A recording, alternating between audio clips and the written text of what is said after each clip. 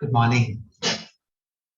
This morning I try to mark the homework, okay, and I only managed to do about 4 or 5. There are about 90 of you, so it might take a while, okay, because I do have other works to do, but I try to keep up with the marking. But so far, the first 5, right, the answer are quite okay, right? What I think is that once I finish marking, I will explain to you how I mark, okay?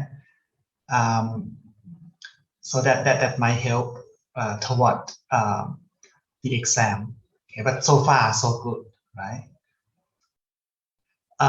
Okay, just one comment. You know the last question in the homework? The last question in the homework asks about the effect on the effect of pricing strategy on total profit. So when you think about total profit, right, that should be the product between profit margin and sales volume. Therefore, in that last question, right, that should be argument about the sales volume, right? If you focus on the margin alone, that will not reflect the total profit, right? 100%. Okay? So basically, when I read, I just look for keywords, like whether you talk about this point or that point. Okay. When it, if you can remember, basically, I just try to spend the first 5 minutes waiting for the rest of the class. Okay. The first question asks about what kind of data do we need if we were to quantify, right? Whether from the perspective of the shareholders, multinational corporations are riskier than domestic firm, right?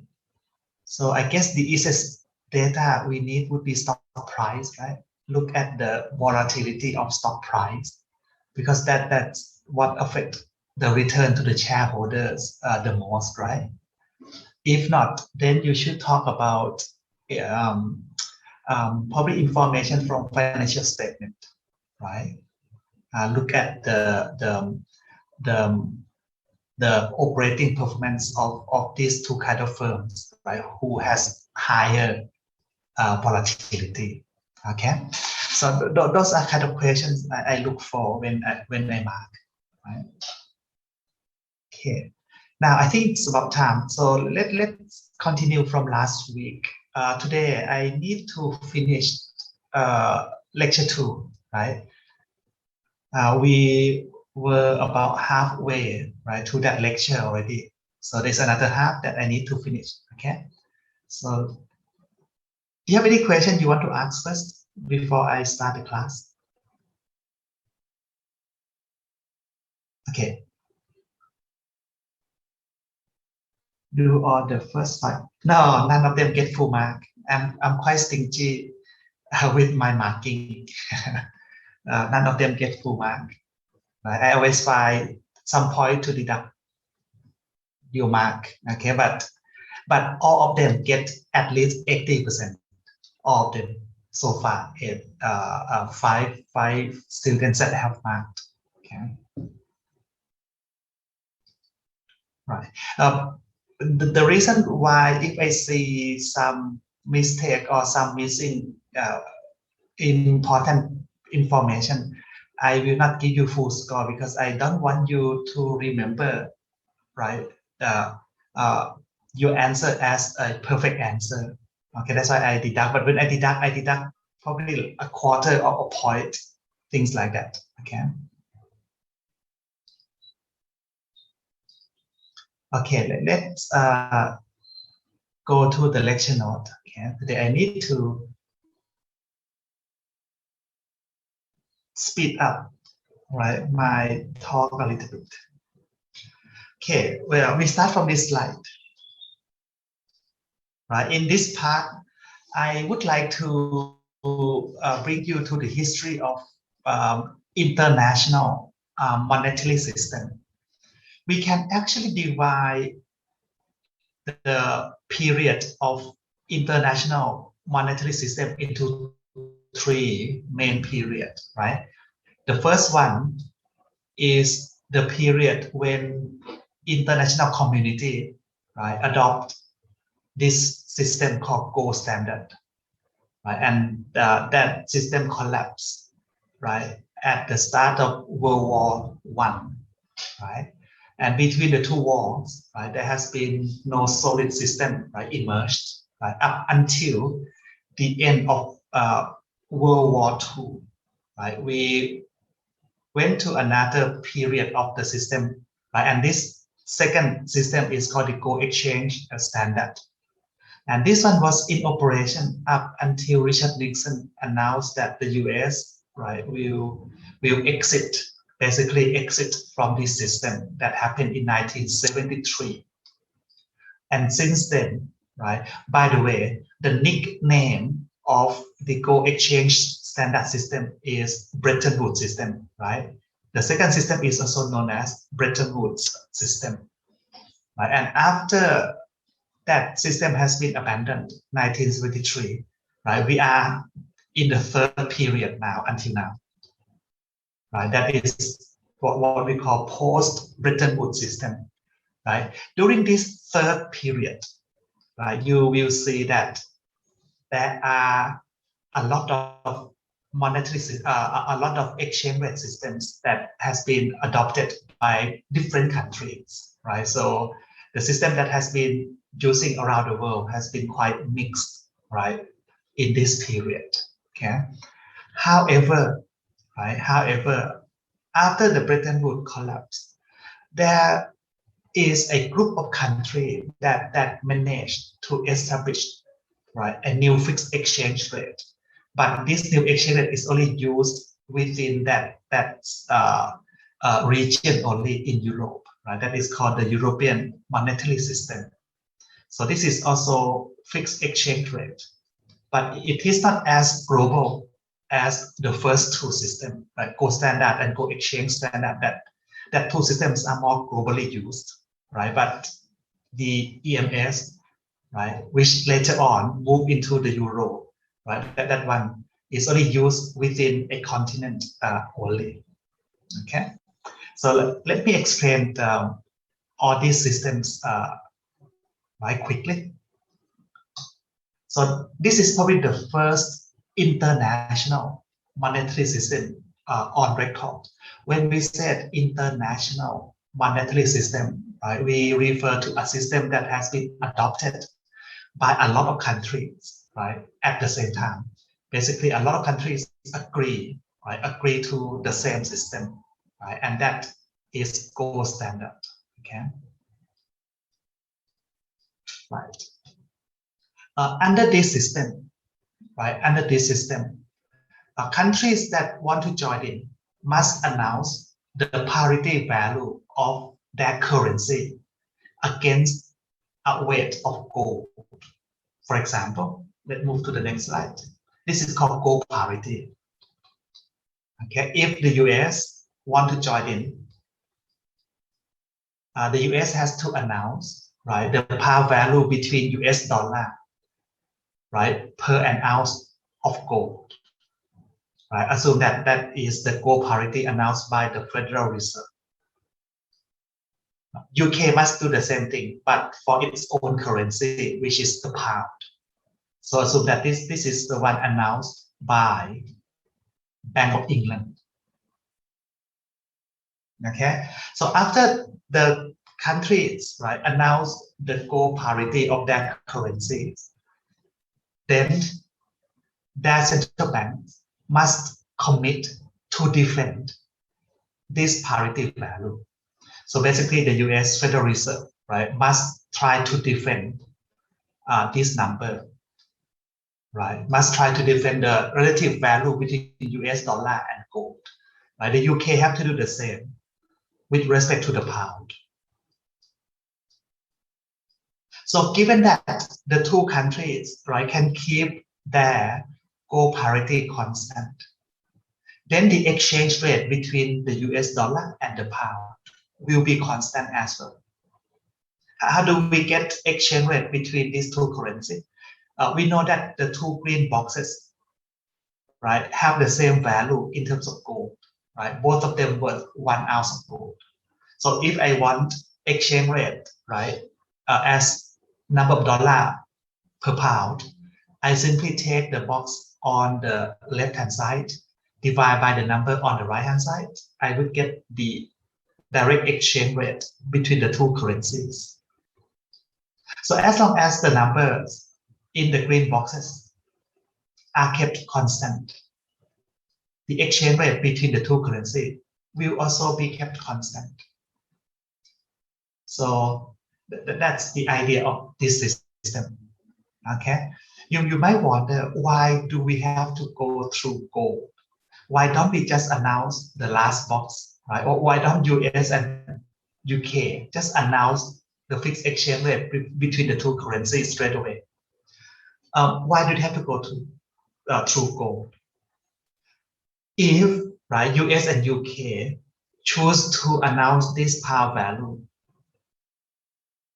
that means the US must hold pound as reserve asset, whereby the UK must hold US dollar as reserve asset.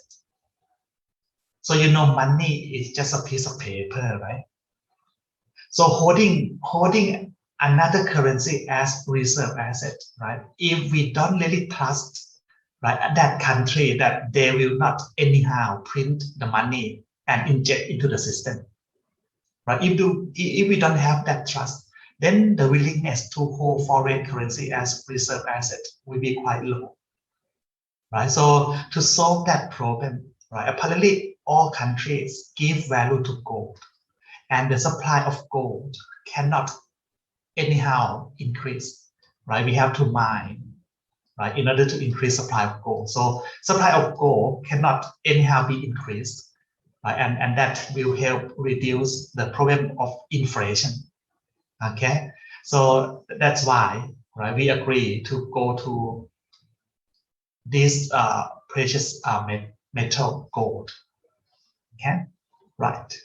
Now let's go back one slide to see what I have written. So this is gold standard. Okay.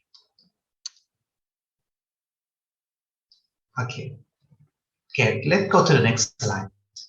Okay, for the system to work, these are the rules of the game, right? These are the rules of the game. First, right, for the gold parity to be credible, right, the central bank of each country must stand ready, or basically must be willing to exchange between gold and their currencies at the par value. For example, if the UK, right, Bank of England has certain amount of US dollar, right? Because US dollar is the home currency of the USA, so Bank of England can always sell that gold to the Federal Reserve, and the Federal Reserve must be willing to sell gold back to the UK, and the rate of conversion must be fixed at that point. So as long as the US central bank, right, willing to do this kind of transaction with other countries' central banks, right, that parity is credible, right? UK must do the same, right? If somebody want to buy or sell pound, right, against gold with Bank of England, right, must stand ready to do the same. Okay, so that's the rule of the games, right? To keep that gold parity, right, trustworthy. Okay. Okay, this system requires that gold must be allowed to move freely across countries. So basically, this system, right, allow for free capital movement, right? So this system allow for capital mobility. Okay, right. Next, the gold standard, right, is a system that's supposed to help, right, or supposed to fix current account imbalance, right, automatically. Because if a country, right, runs current account deficit for a very long period of time, in the end, they will lose all gold reserve they have. And if a country have no gold reserve, this system, right, will be unstable, right, at least for that country, right? For this system to work, right, a country must hold enough gold. The problem is that if a country runs chronic current account deficit, right, they will start to lose out gold, right? And if this problem is not fixed, in the end, they would have no gold left, right? And the system will be unstable. So the gold standard, right, is a system that's supposed to fix this problem automatically. Okay, let me explain how the current account imbalance can be fixed, right, automatically under this system. Okay. Okay, just assume two countries. Okay, make things simple. Just assume two countries. US and the UK.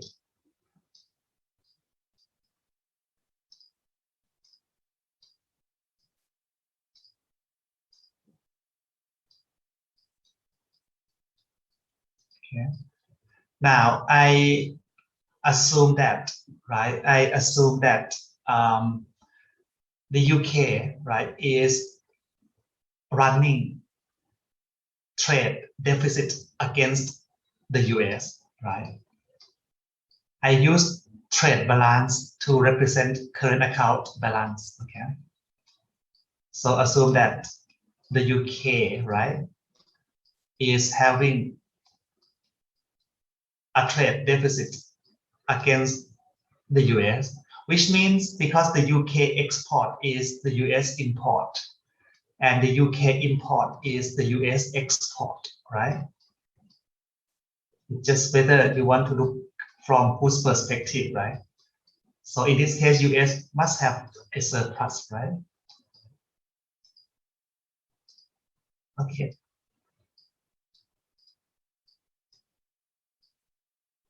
Okay. This might happen because the inflation in the UK is higher. So if the inflation in the UK is higher, then it will cause the UK to lose out in terms of price competitiveness, right? And causing these imbalances on the trade, okay? Now, when this happened, so that means UK will owe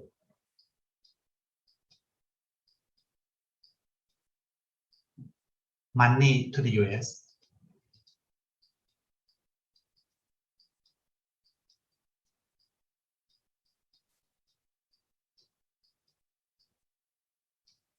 right? For example, the UK export,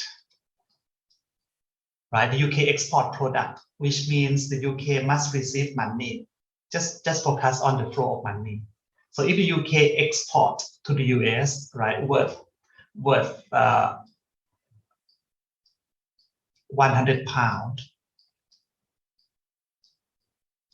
so money in 100 pounds, but import from the US, which means the UK have to pay, right? Assume that is 120. So that reflected in this trade deficit.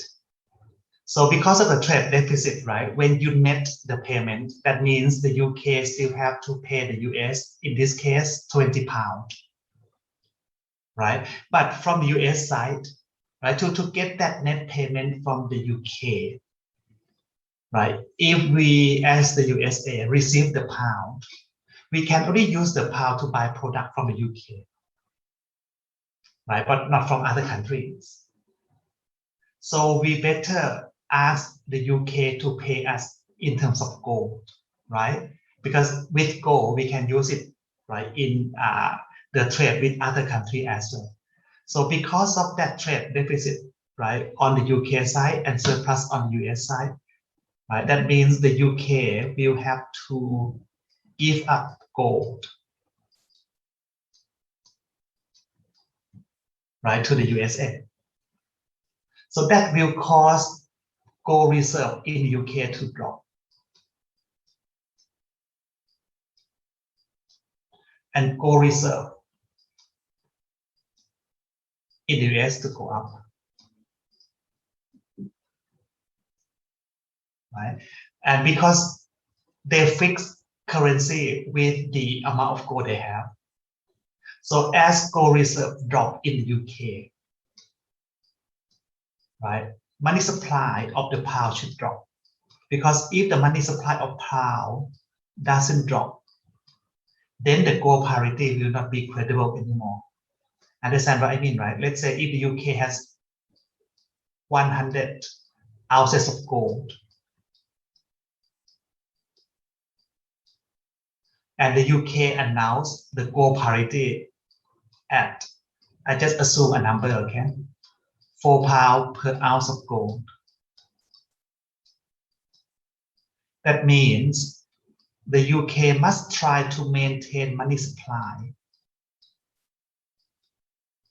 not to be more than £400.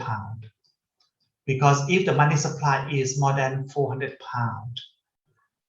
that means each pound that is in the market will not have enough gold to back up at the gold parity rate.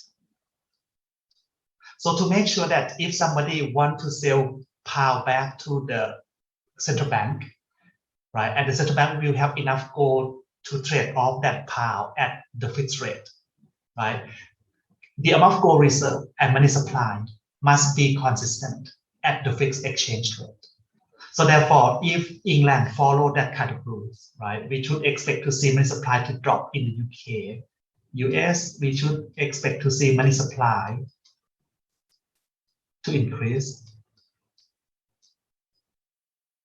And if both countries do not further intervene in the market, then that will potentially cause the inflation in the UK to drop. Inflation in the US to increase. And that change of inflation will then bring back the price competitiveness to the UK manufacturers, right? And reduce, right, the price competitiveness of the US manufacturers. And therefore, that should, at the fixed exchange rate, that should improve, right, the UK trade deficit to be less negative, right, or to be equal to zero. In equilibrium, it will go to zero. Okay. So this is how the system, right, supposed to fix the imbalances on the current account, right, automatically, right? But in practice, sometimes country might not want to allow this automatic adjustment to take place. Why? Because on the US side, they might not want inflation. On the UK side, they might not want deflation, because deflation always brings recession. So if they don't want the effect on inflation due to the change of money supply, right, that was the result of movement of gold reserve, they would have to implement open market operation. But once they implement open market operation, right, the inflation in the UK will not drop. And in that case, right, the UK will still lose out in terms of competitiveness. right? And that kind of intervention will not last for long, right? Until certain point, right, the UK will run out of gold, right? Of course, another way for the UK to bring itself out of the problem of running out of gold is that it can change this gold parity, right? It can change, right, this gold parity, right? Announce a number that is higher than that, basically to devalue the pound, right, as a way to bring back price competitiveness, right? We learned about this already, right, last week, okay? But this is how the system is supposed to work, plus the reason why sometimes country might not let it work this way, right? Because to have it done this way, right, country would have some unpleasant, right, effect, right, on the inflation, okay? Right. So that's the gold standard system, okay? This is what's working quite okay, right, for quite a while, right, until the start of World War I. Over time, some countries, right, that run chronic current account deficit, right, might have to adjust their gold parity, basically to devalue their currency, right? But it still work considered quite okay, okay, until the start of World War I. Once World War start, right, countries start to disallow gold to move freely, because during the war, right, if we want to buy supply, right, whether it is food or whether it is weapon, if you want to buy supply from other countries, right, the only way to buy is to use gold. Therefore, gold become quite important to have, right? So once the war started, right, countries start um, to restrict, right, the movement of gold out of their own country. So once the movement of gold is restricted, right, that is equal to abandoning this system. Okay, so the system is considered as being collapsed, right, because of the war. Okay. After World War I, right, some countries, right, try to bring back, right, the gold standard again, right, but sometimes successful, sometimes not successful, right, depends on which country, right.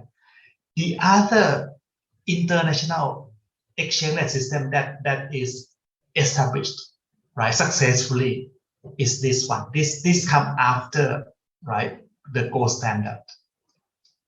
Right, the gold exchange standard, we just add the term exchange in between. This system was established after the end of World War II. Right, countries, right, agree that we need, right, the global community need another fixed exchange rate system if we were to boost trade and investment, right, internationally. So they have a meeting, right, in a town called Bretton Woods. This is where the nickname comes from, right? And in that meeting, right, the international community agreed to come up with a new fixed exchange rate system called the gold exchange standard, right? That's the official name. Okay, and under this system, US dollar become the center. This is the system that gave prominence for the US dollar, right? Before this system, right, even though the US economy has been the biggest economy in the world long before the end of World War II, right? But dollar have not dominated the world yet. It was the pound actually before this, right? But after the war, right, we know UK was ruined by the war, right? And because of this system, that start to give prominence, right, or dominance of US dollar to the world economy. Okay, this is how the system works. Um, in the meeting, right, international community believe that, right, we shall not rely on gold as the only reserve asset for the world. Until at that point in time, right, gold is the only international reserve assets, right? We use gold as reserve asset.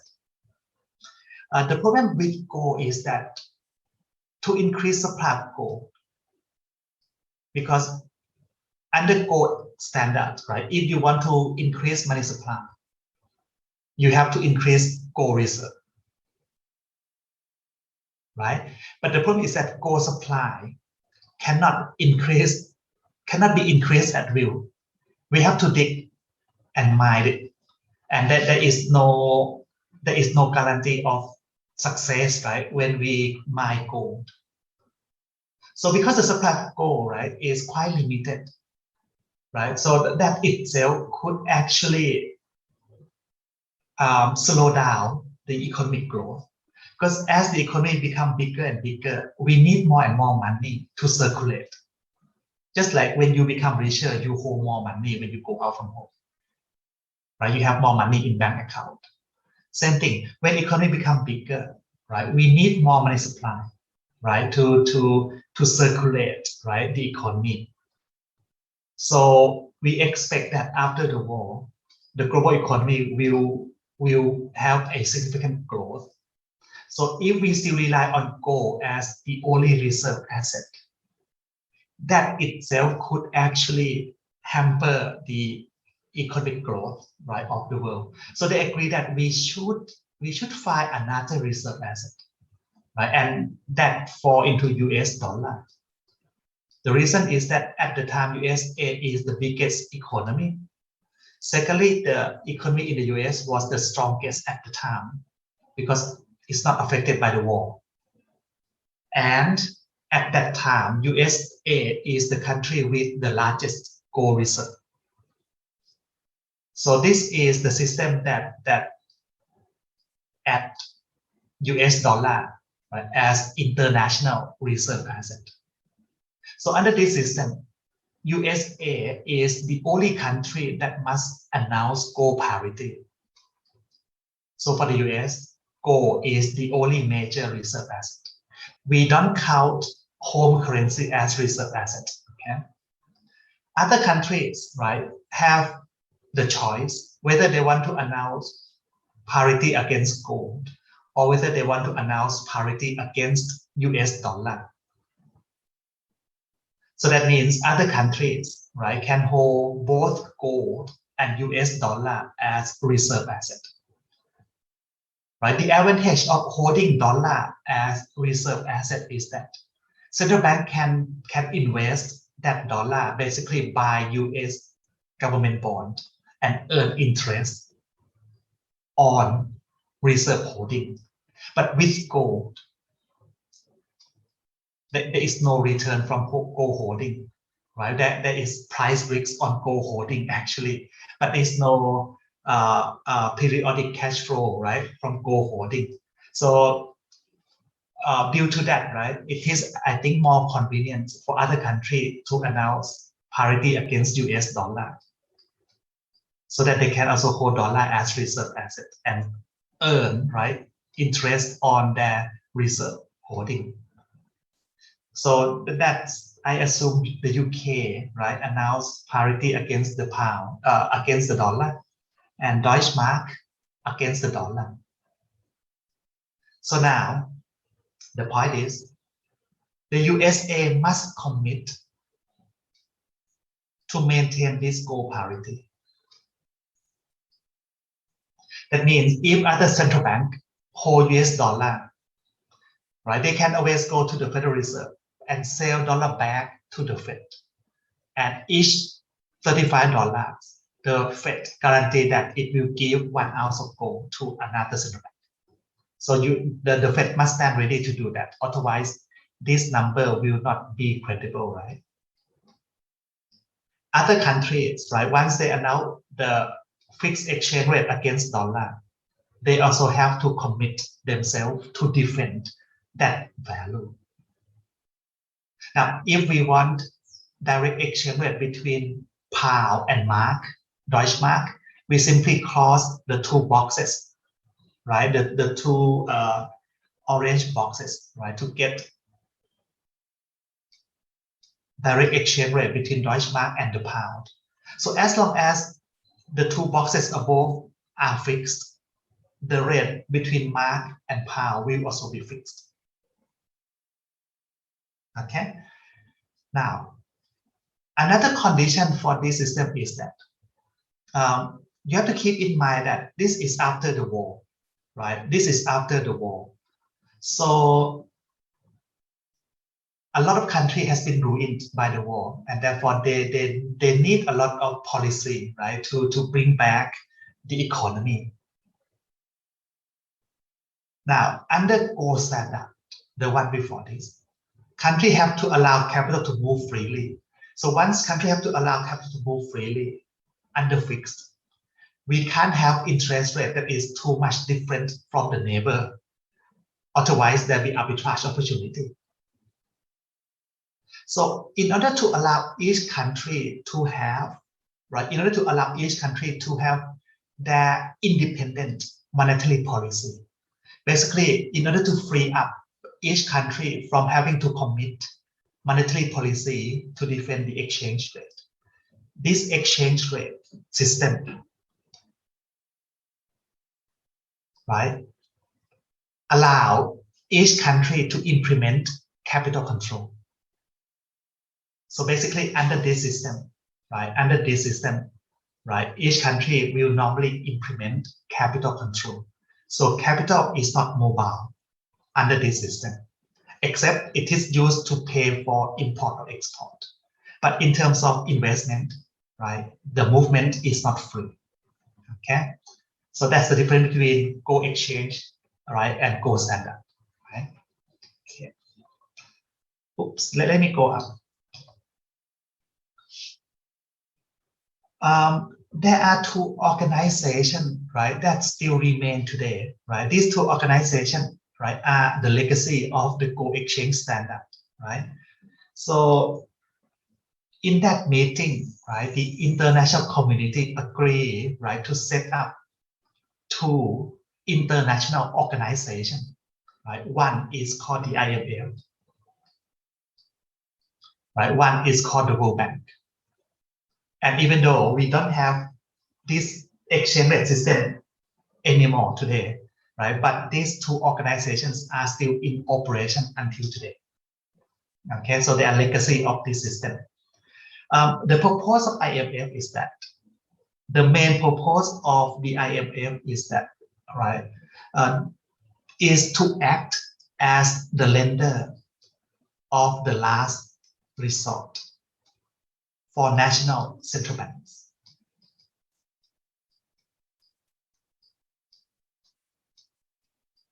Oops, let me finish writing that. In a country, right, one of the main objectives of the country central bank is to act as the lender of the last resort for commercial bank, right? That's the purpose of a national central bank, right? To act as the lender of the last resort for commercial banks in the country. Basically, if commercial bank run into liquidity crisis, right, do not have enough cash holding, right, to return, right, to depositor who want their money back, right, banks can always go to central bank and borrow money from central bank, right, to solve that liquidity problem.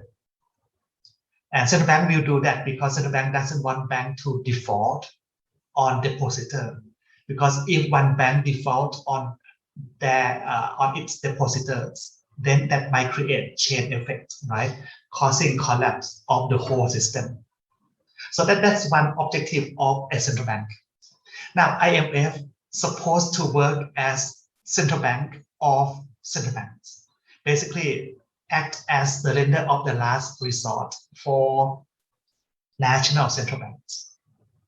For example, if Bank of Thailand, right, try to defend the value of Thai baht until we don't have dollar reserve left, right? We have a choice to go to the IMF and borrow money from IMF. But of course, to get that loan from the IMF, the loan comes with a lot of conditions, right? It's not free, right? It comes with conditions, okay? But that's the main rule, okay? In order to keep the fixed rate system, right, more stable, okay? World Bank, that is an organization that was set up in order to give loan, right? Give loan to different countries, right? To finance their development projects, right?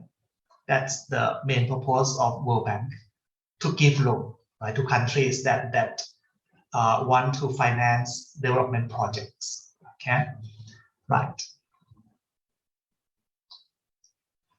This system has been working for quite okay for a while, even though along the way, right, US might have to adjust its goal parity, right? Other countries might run uh, uh, into, right, an exchange rate problem and might need to adjust, right, their fixed exchange rate, right, by moving up or down, right, devalue or revalue. But it's still considered working okay for a while, right, up until the late 1960s, right, until early 1970s. Big problem for the system start to emerge. Okay, to understand why this kind of problem, right, emerge, you have to try to understand this system a little bit more. You see, for this system to work, the UK must hold dollar as reserve asset. Germany must also hold dollar as reserve asset. Basically, everybody, I mean, all countries hold dollar as reserve assets. So that means there must be a lot of US dollar circulating outside USA, right? This is USA. So the main way for the dollar to circulate outside the US is that the US must run current account deficit, right? For example, if the US export, right, worth 100, but import worth 120, so there will be $20 net flow outside USA, and that become other countries' reserve. So after this system, right, has been implemented, the US start to run current account deficit. Right, a lot of countries want to hold dollar, so they earn dollar from export to the US, but they do not use that money to buy product from the US, right? Because they need to hold that as reserve asset, or sometimes they use dollar to buy product from another country. So to have enough liquidity for the system, right, a lot of dollars must be circulating outside USA. But as more and more money, right, as more and more money flow outside the USA, doubt start to be created, because the gold reserve might not change, meaning that the USA might have the same gold reserve, but more and more dollar, right, is circulating outside USA. So at one point, right, and this is not the only problem, current account deficit is not the only problem, right, that caused a lot of dollar money supply, right, circulating outside USA.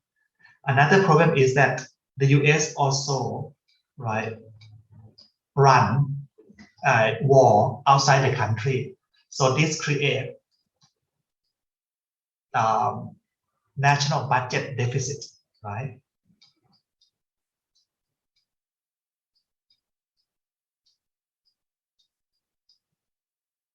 Okay, the first one is trade deficit, right?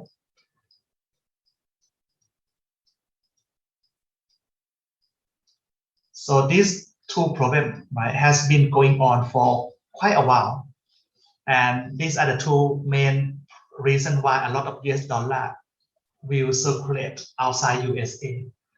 So at some point in time, central banks, right, other than the Fed, start to doubt whether the dollar that we hold, let's say UK hold $35 as reserve asset. But since there's so many US dollar held by a lot of countries, then the UK start to doubt whether the US actually have enough gold, right, to support that $35 held by the UK.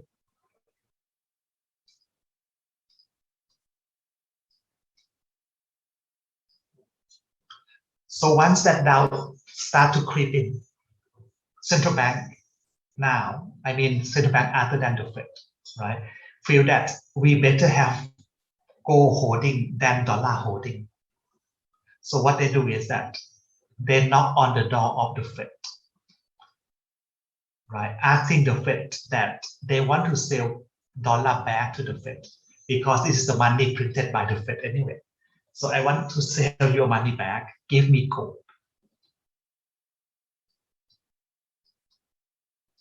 And once one central bank act like that, other central banks will follow, because what they're afraid is that they're afraid that US will run out of gold soon and the dollar that they hold will be valueless, right? So during the late 1960s and early 1970s, right, a lot of central banks start to sell dollar back to the Fed, asking for gold, right? So the US start to lose out significant amount of gold reserve, right? They start to lose out significant amount of gold reserve. Right, earlier on, right, what they try to do is that they try to slow down the incentive to sell dollar for gold. So what they do is that they start to adjust that gold parity first. My question is, if the Fed want to slow down other central bank from selling dollar and buy gold against the Fed, should the Fed announce the new gold parity up or down?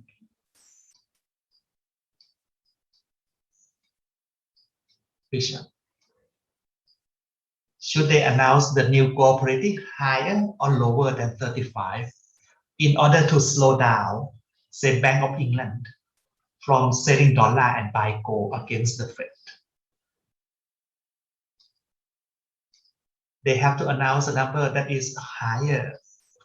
Basically, that is equal to devalue or revalue the dollar.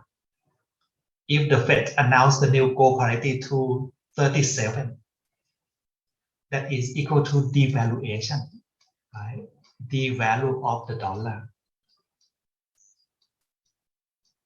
So over time, right, to slow down the outflow of gold, right? In order to slow down the outflow of gold, the Fed, right, start to devalue the dollar, announce the new gold parity, push up that number, right? So that make it more expensive, right, for other central bank to buy gold from the Fed,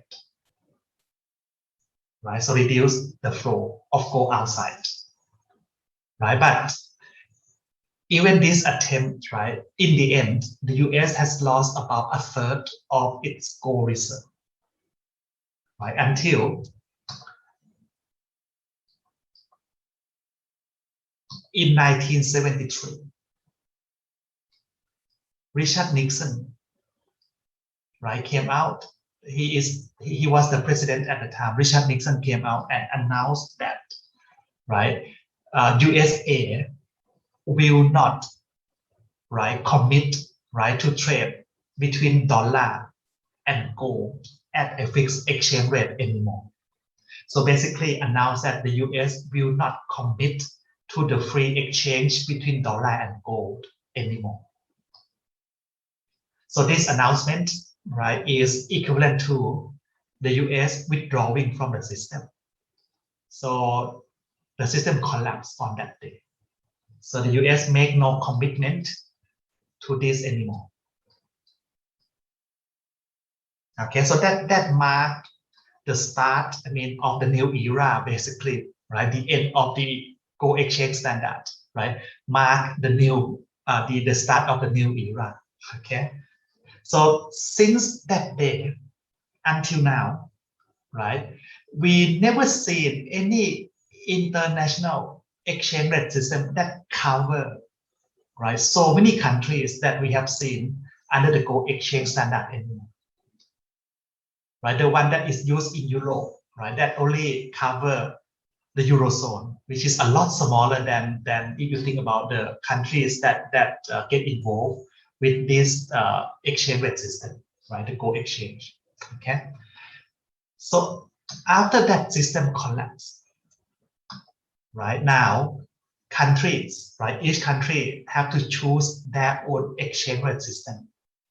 And what we found is that, right, nowadays, right, most major currencies like dollar, right, euro, right, euro against other currencies, right, dollar, euro, French franc, right, these major currencies, right, they are mainly under freely float system. As for emerging currencies like Thai baht, right, Indonesian rupee, Indonesian rupiah, right? These emerging currencies tend to be under managed float or fixed rate system. Okay. So basically, the systems become quite mixed nowadays because the different countries use different systems. So in 2007, right, the IMF have done a survey, right, in order to investigate, right, how many exchange rate systems are there in the world. Okay, so this is the survey by the IMF, right? Basically, the IMF found that, right, currently there are about, right, 8 exchange rate systems that has been adopted by different countries in the world, right? From dollarization, right, to currency board, peg, and so on until freely float. The first 6 systems, right? The first 6 systems are considered fixed rate system. The last 2, they are float. And actually the order of the system written there, right? We start from the fixed system that is very, very restrictive until the one that is a bit more relaxing, right? And when you become more relaxed, that enter into floating rate system. Okay, so basically that systems, right, are written in such a way that we rank them, right, from being very strict, right, until very relaxed, right, in terms of exchange rate movement. Okay. Now I will explain to you only some of these systems. Okay. As for the details, right, of all the systems, right, you should go and read from the textbook. Okay, I don't think I have enough time to explain all, but let me explain the one that I think you might not know, right? So I want to explain 2 systems here: dollarization and currency board. Okay, the rest I think you can read from the textbook. Dollarization.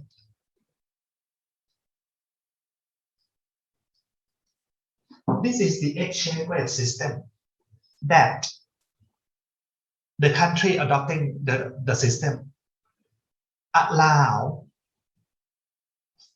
foreign currencies, mainly a hard currency like US dollar, or in the past, some countries use French franc, right? Basically, a country that adopt dollarization, what they do is that, right, the authority allow the use of a foreign currency for domestic transaction. And in an extreme case, they even abandon their own currencies and adopt a foreign currency for doing a transaction at home. And the popular one is the US dollar. Now, many countries will use this system, right, when they face very hard, very bad crisis, right, until even their own citizens, right, do not trust in their own currencies. So if people do not trust, right, their own currency, right, they don't want to hold the currency, then there is the risk that the economic system will fall into barter system, and that will cause even more problem, right? So to stop that, right, countries might have to use foreign currency for domestic circulation, right? So normally those countries that has a problem of hyperinflation,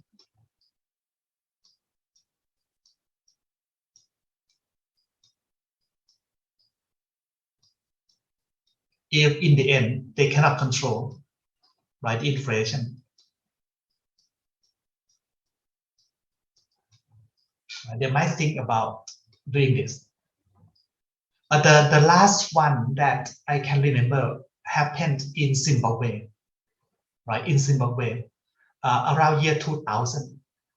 Around year 2000, Zimbabwe was starting to have hyperinflation problem. So inflation, right? In one day, the inflation rate could be few 100% per day. That means price of product could double in one day. So in that case, right, nobody want to use money anymore, because once you earn money, the next day your money can purchase half of the product that you can do today, right? And that will normally have more effect on poor people than to rich people. Okay, so so in the end, right, the Zimbabwean government, right, have to adopt US dollar, right, to replace their own Zimbabwean dollar and use US dollar for domestic circulation, right, in order to stop that hyperinflation. And hyperinflation starts because people start to lose trust on the true value of the currency. So people don't trust the national currency. Therefore, we have to use currency that people give more trust. Like in Zimbabwe case, that was US dollar. I think Venezuela would have be the same when they have hyperinflation problem. Okay, so once we adopt a hard currency for domestic circulation, now you can see that the central bank would have no control over the money supply anymore, because central bank cannot print foreign currency. So once a country use dollarization, there would be no independence of monetary policy anymore, because now central bank would have no ability to manipulate money supply. So in normal cases, right, we wouldn't expect country to adopt this system. It's normally a country that face a big problem like hyperinflation and could not solve, right, with a lot of approaches already. Then they might look at dollarization as the last resort. Okay. Right, that's called dollarization. Okay. Currency board. This system has been adopted by different countries, right? Some with success, some without success. Okay. The one that made this system famous is Hong Kong. This is a fixed exchange rate system, and Hong Kong still use this system until now. Right? So Hong Kong fixed Hong Kong dollar to the US dollar This number I just make up, okay? I can't label the exact number, but I think it's 7 something. Let's say 7.7 Hong Kong dollar per pound. Okay, under currency board, right? Under currency board, the country will split central bank into 2 independent organizations. Basically, under this system, we have to split central bank into 2 separate organizations.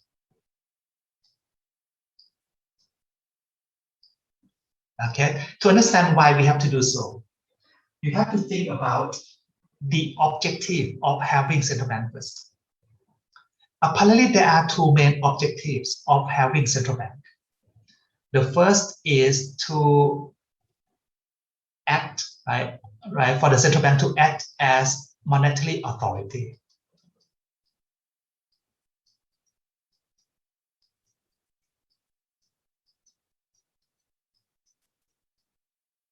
Monetary authority means to run, right, to determine and to run monetary policy.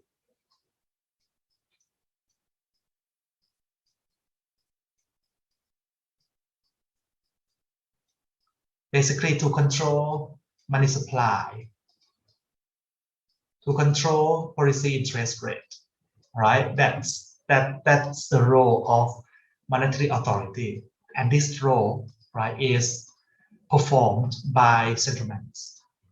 Another role of the central bank is to be the lender of the last resort for commercial bank.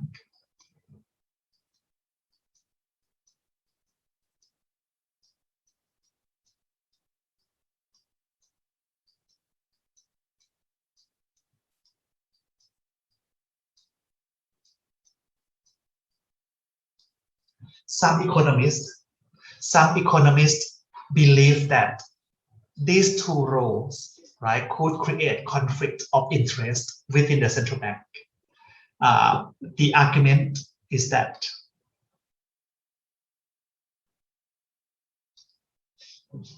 to act as lender of the last resort, that is basically to provide liquidity, right, to commercial bank so that it will not collapse. So that role, right, tend to induce central bank, right, to inject liquidity into the system. And therefore, right, it might go into conflict with the other role, right, as monetary authority, right? Because to be lender of the last resort, sometimes it induces the central bank, right, to inject more money. So that means higher money supply. And when money supply is high, right, that might affect the exchange rate, right, causing the exchange rate to causing the currency value to drop and affect the exchange rate if we want to fix. So under currency board, right, we simply split that 2 roles, right, into 2 organizations, right, and let the monetary authority control money supply without having to worry about being the lender of the last resort. Right, and in Hong Kong, what they do is that, right, to make sure that the exchange rate is constant at this rate, what they do is that for each Hong Kong dollar to be injected into the system, the Hong Kong Monetary Authority must make sure that it has US dollar, right, as reserve asset first. So you have to make sure that each dollar that it has, right, reflect into 7.7 Hong Kong dollar in circulation. So as long as money in circulation, right, money supply, right, as long as money supply and the dollar reserve, right, are consistent at the fixed rate, then that rate will remain constant. And that's how Hong Kong, right, implement fixed exchange rate policy. And this is known as currency board. If you notice Hong Kong dollar banknote, right, you will see name of a commercial bank. Unlike the Thai banknote, it's issued by Bank of Thailand, right? You will see the signature of the bank governor and the minister of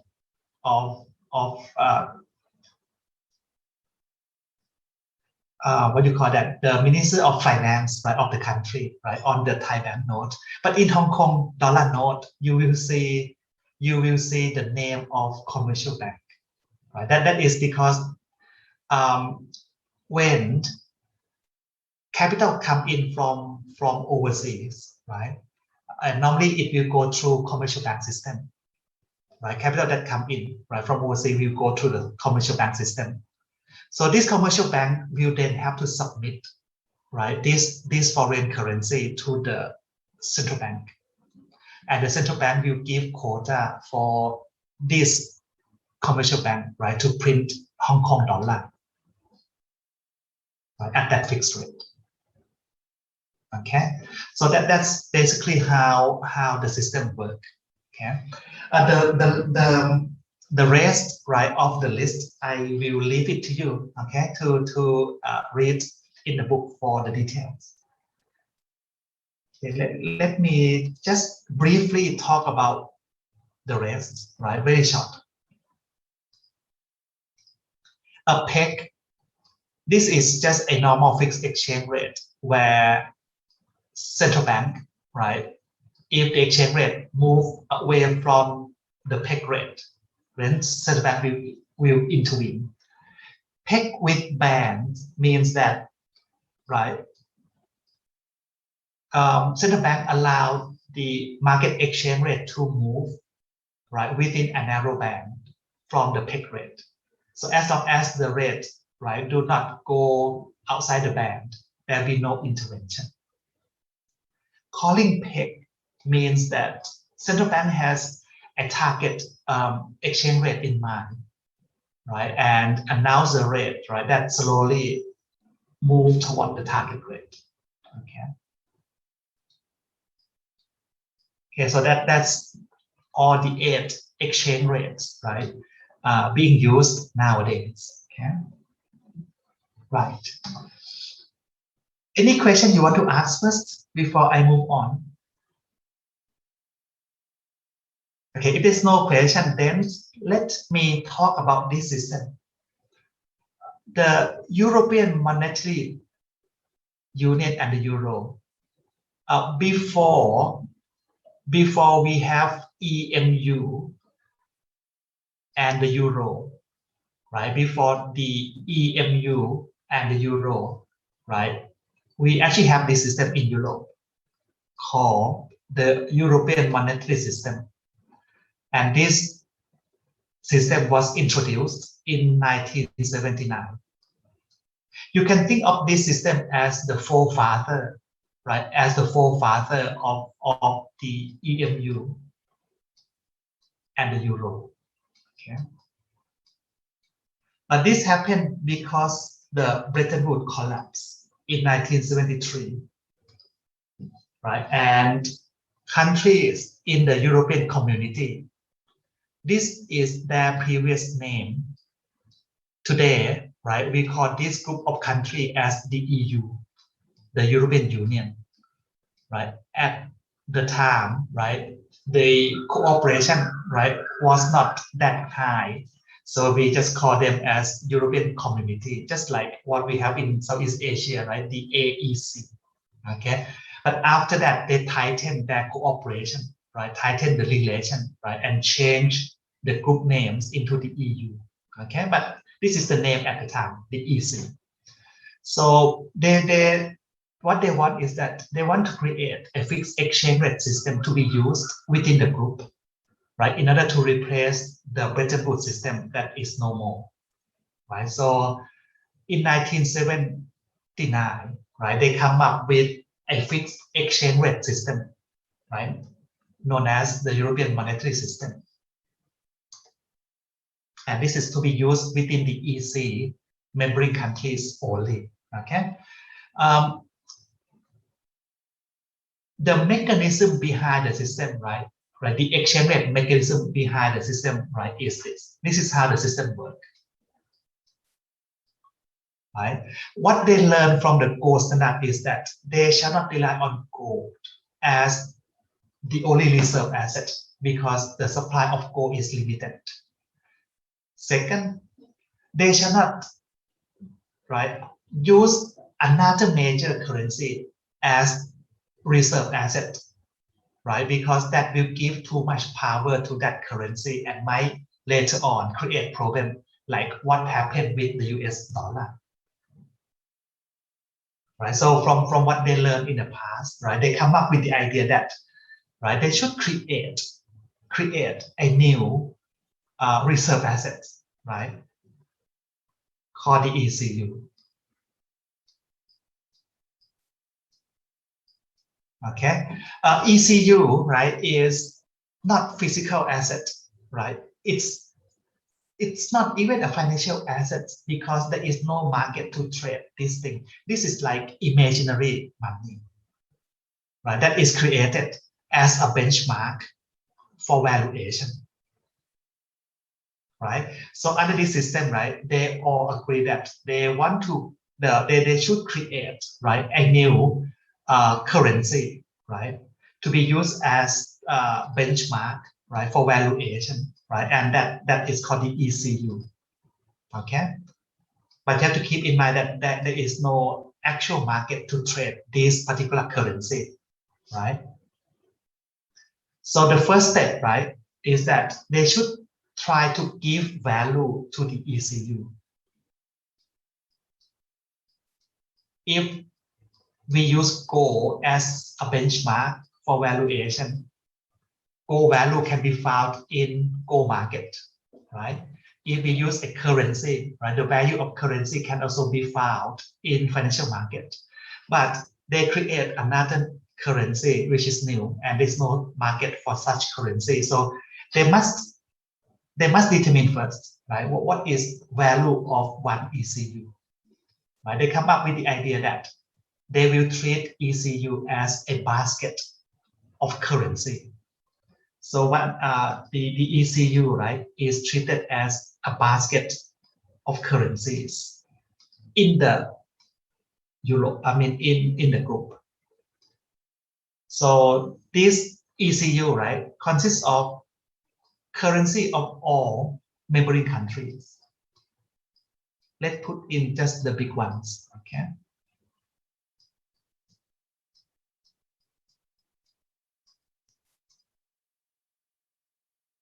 Next, right, once they agree on that, okay, we will treat ECU as a basket of currencies, right? The next step is that we have to give weight, right? We have to give weight to each currency within the ECU, right? And they agree that the weight of each currency in the ECU should reflect the size of the economy.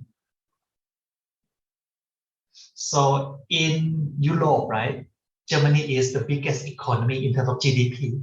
So if Germany GDP is 30% of Europe GDP, then Deutschmark would have 30% weight in this new currency, right? Assume that the UK, right, is 25%,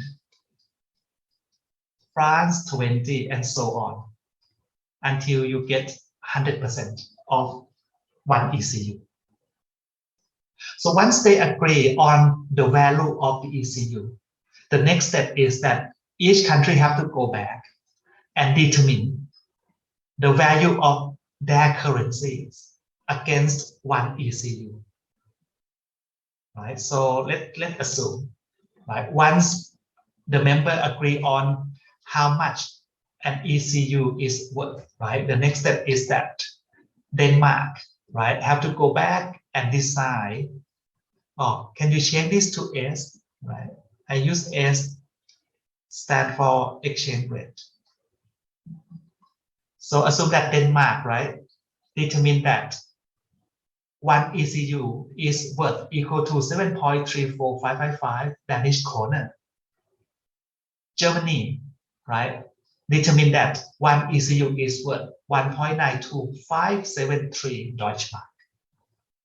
So Each country will then have to announce the par value of their currencies against one ECU. In other words, we are using ECU, right, rather than gold, right, or a strong currency. Okay. And after they announce, right, the parity of their currency against one ECU, then central bank of each country must commit to maintain that parity rate. So if we want direct exchange rate between Danish kroner and Deutsche Mark, we can simply cross that two exchange rates, right? Because the two exchange rates have the same value, right? Equal to one ECU. Simply divide each other, we get exchange rate between Deutsche Mark and Danish kroner. So if the number in the two boxes are kept constant, the exchange rate between Deutsche Mark and Danish kroner will also be constant. Right? So under this system, right, each country simply must try to keep the par value of the currency against ECU constant. Right? And by doing so, exchange rate of the two currency will also be constant. Okay. Now, because this system was created, right, to encourage trade and investment within the group. So under this system, capital must be allowed to move freely within the group because they want to encourage both trade and investment, right? Cross-border trade and investment in the group. So under this system, right, within the group, right, they don't really have much restriction on capital control, right? Because they want to boost investment. Okay, fixed exchange rate, right? And in order to reduce some burden, right, of national central banks to intervene in FX market, right? They also have some band where exchange rate can move, right, without having to intervene, right? So this is like peg with band, right? Okay. Now this system has been working for a while, right? Sometimes, right, country might run into chronic current account deficit, right, and need to devalue the currency, so change the parity rate, right? But the system still work okay, right, for some times, right? And until there was crisis, a big crisis in 1992. And this crisis almost caused this system to collapse. Okay, this system almost collapsed because of 1992 crisis. Okay, let me explain what happened in this crisis. I need to use a blank page to explain.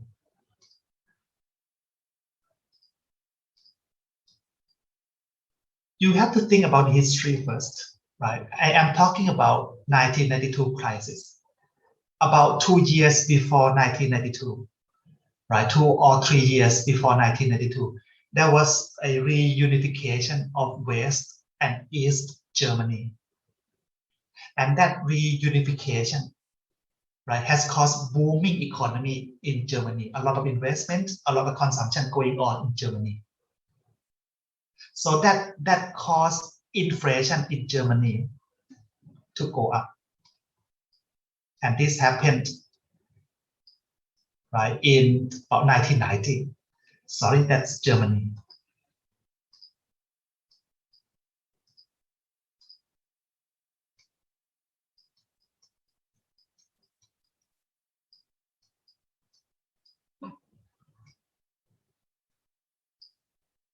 Right, in order to fight inflation, Bundesbank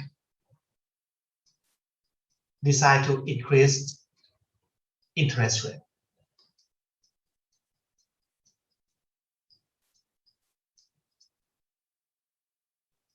Now, think about the UK, right? Actually, the problem not only affect the UK, it also affects Italy, Spain, and other countries. But I just want to bring the UK as the main point to understand this problem.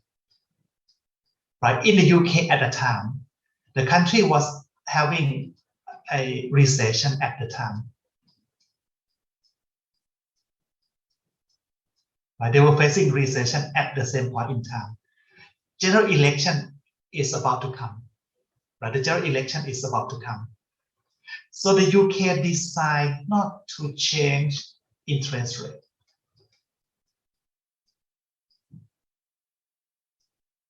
Now let's plug in numbers so that you can see what would happen next. Let's plug in numbers. So let's say, right, interest rate in the UK is 4%.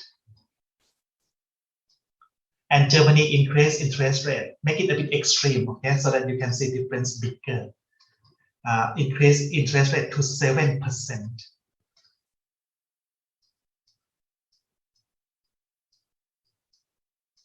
And keep in mind that they are under fixed exchange rate system. Keep in mind that they are under fixed exchange rate system. Can you see arbitrage opportunity here as an investor? You can see interest rate gaps here, right? 3%. So investors start to do arbitrage this way.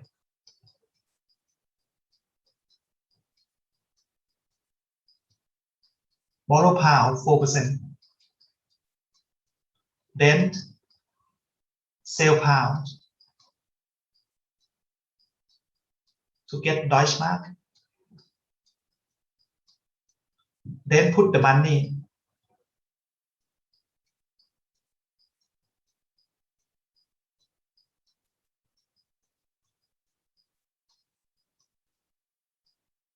in Deutschmark account to earn 7%. Now, to repay them, because we have burden to repay that loan, right? So to repay the loan, right? Basically, these three transactions must be done at time 0, right? And the last transaction is done at time t, right? That is, we get the Deutschmark from deposit. So we have to sell the Deutschmark that we get from the deposit, right? Turn into the pound and then repay that loan. The thing is that because they are under fixed exchange rate system, therefore the exchange rate, right, from selling the pound, buying Deutschmark, and the exchange rate from selling the Deutschmark, buying the pound, these two are the same exchange rates. So now we can earn interest differential without any risk. And this can be done because they allow capital to move. Right? However, normally you shall not get that three macro objective at the same time, right? But because they try to get the three macro objective at the same time from an exchange rate system, so that creates this opportunity. So a lot of capital flow out. That caused a lot of capital to flow out from the UK to Germany, and that caused the value of the pound to drop. Value of Deutschmark to become more expensive. So, since they are under fixed, right? So since they are under fixed, right, they have to bring the value of the pound up. So both central bank must intervene by selling. This is by central bank, okay? Selling Deutschmark, buying the pound.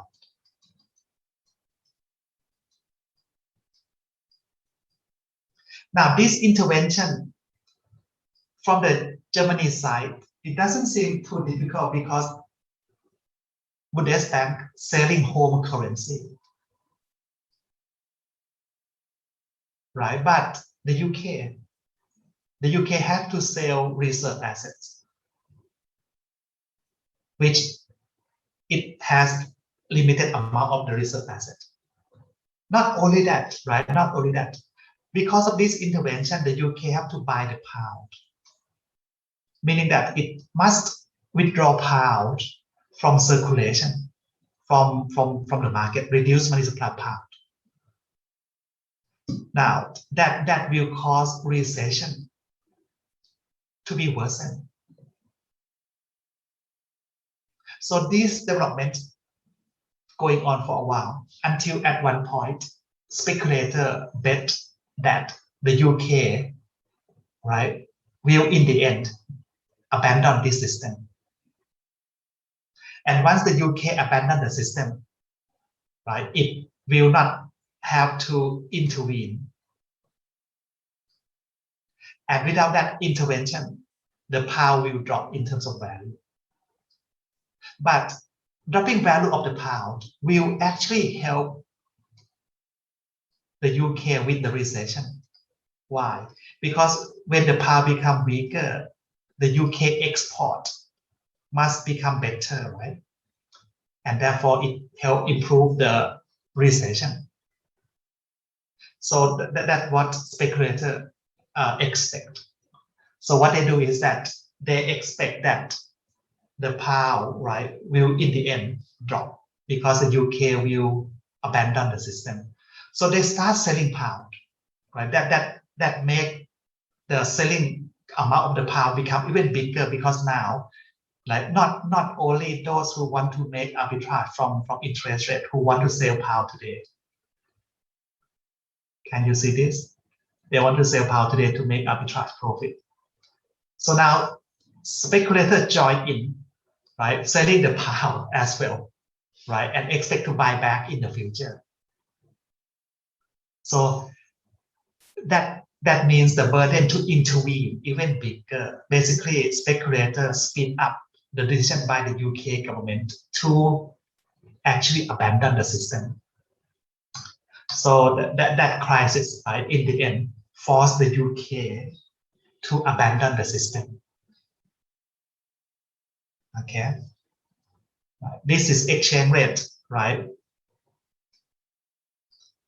Basically, they try to fix the exchange rate, I mean the two central bank, right, at 2.9 Deutsche Mark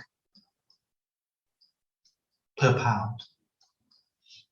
And you can see that once the UK announced, right, in 1992 that it will move out, basically exit from the system, right, the value of the pound drop. And speculators make a lot of money because they sell short the pound at 2.9 Deutsche Mark and buy back to close the position at 2.5. So earn that much profit for each pound. And who lose money? Central banks, especially the UK. Because when trying to defend the currency value, right, speculators sell pound, central bank must buy, right, to support the value. So that means central bank buy the pound at 2.9. After exit the system, the value of each pound purchased now dropped to 2.5. So that caused significant loss, right, on Bank of England account, right? That could be one of the reasons why after they invent a new system called the euro, the UK chose not to participate from the beginning. Okay, the same thing happened in 1997 crisis in Thailand, right? Bank of Thailand incurred a lot of loss from market intervention in similar manner, right, to the UK central bank. Okay, right. It's almost time for a break. Okay, let me see first what I shall talk before we. Okay, I think we go for a break first, right? When we come back, I will finish up this and then briefly talk about financial crisis. I think we still have enough time to start the third chapter, right? A little bit, right? Today, okay? So let me stop sharing first. Oh, I'm so sorry. I don't know why the chat doesn't appear on my screen. I just noticed that. If you write anything in, right, and I didn't answer you, right, please just turn on microphone. I don't know why it doesn't show me on the screen. Okay, let me try to answer.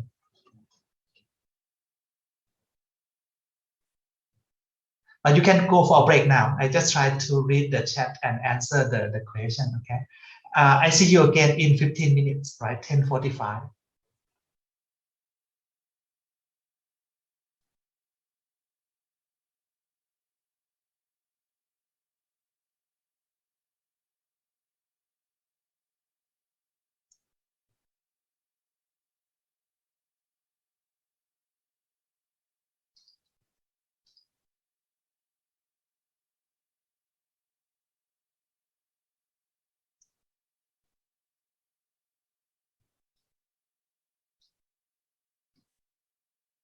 Okay, let me, I hope there are still students here, but since we have limited time, so let me try to answer the questions now, okay? I'm so sorry, it doesn't show me on the screen that somebody writing something in, okay? The question I have, the first one, right? Can't any country just print out money to buy other countries' gold at the par value? That is why, right, we only hold dollar or certain currency as reserve asset because we don't trust other countries. That's why Thailand, right, we mainly hold, apart from gold, right, we hold US dollar, we hold the euro, we hold Japanese yen, and recently we also hold Chinese yuan as well as reserve asset because we are afraid of that problem, right? That countries, right? Any country might just anyhow print money, right, and buy something from us, right? And holding that money, right, could be a problem later on, right? When the fact, right, reveal that it has nothing to support the value of the currency, okay? And that another reason why when we trade in international market, right, we do not buy and sell in the form of other currencies, right? We only choose to buy and sell either in US dollar or certain currency only. That go down to the trust in currency value. Okay. This question, would you mind explaining 100 and 120 again? I think you talk about trade deficit, right?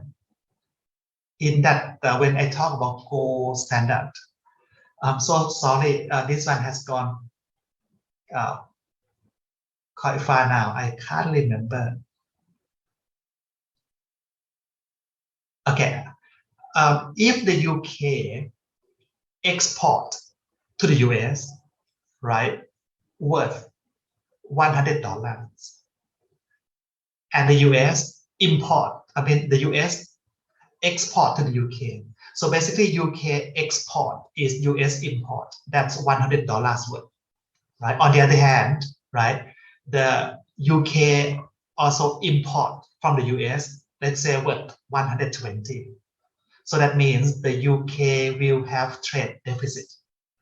So if the UK has trade deficit, that means the UK on a net basis still have to make payment to the US.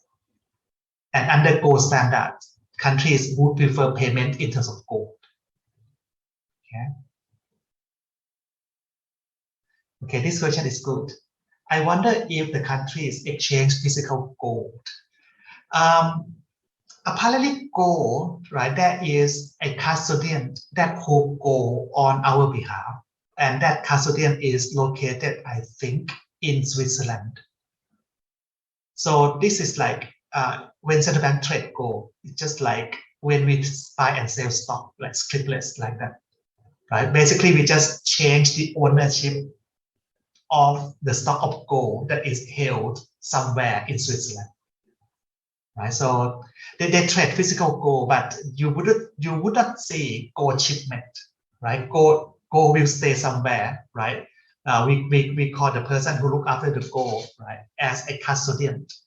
But the ownership of the gold keep changing, right? When one central bank sell, another central bank buy. Okay. I think in practice they do that rather than really move, right, the gold. Another question I cannot understand because it has gone quite far now.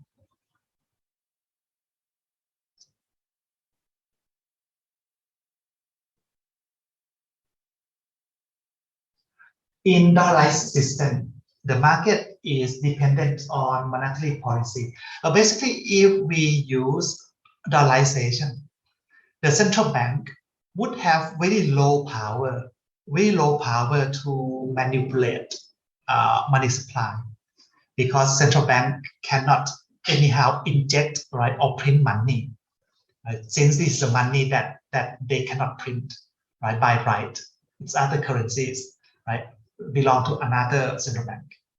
So the use of monetary policy to solve problem internally would be limited, right, under dollarization, right? ECU is not a physical currency, right? There is no physical currency. There is even no market to trade ECU. It is just used as unit of account. Unlike the euro, they make it more real, right?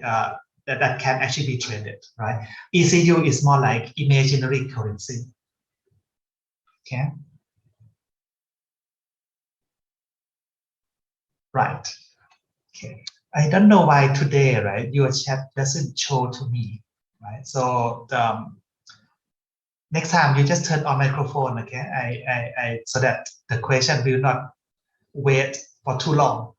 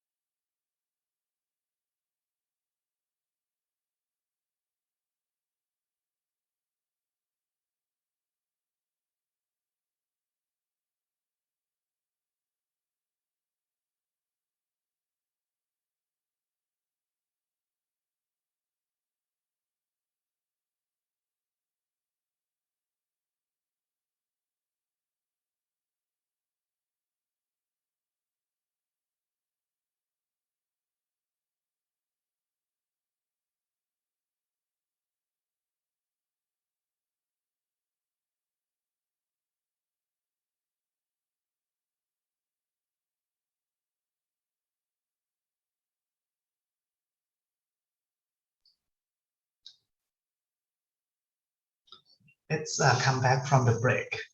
Okay. Please allow me to continue from what we have left just now.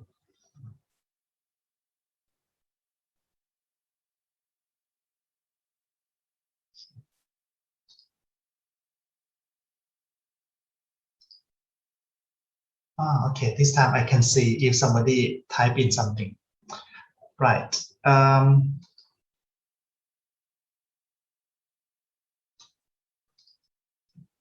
We were talking about the crisis here, right?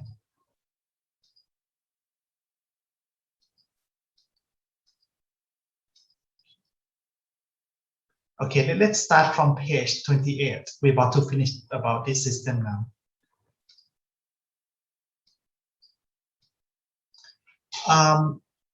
No, not 28. We have done 28. Yeah, we have to start from page 30, sorry.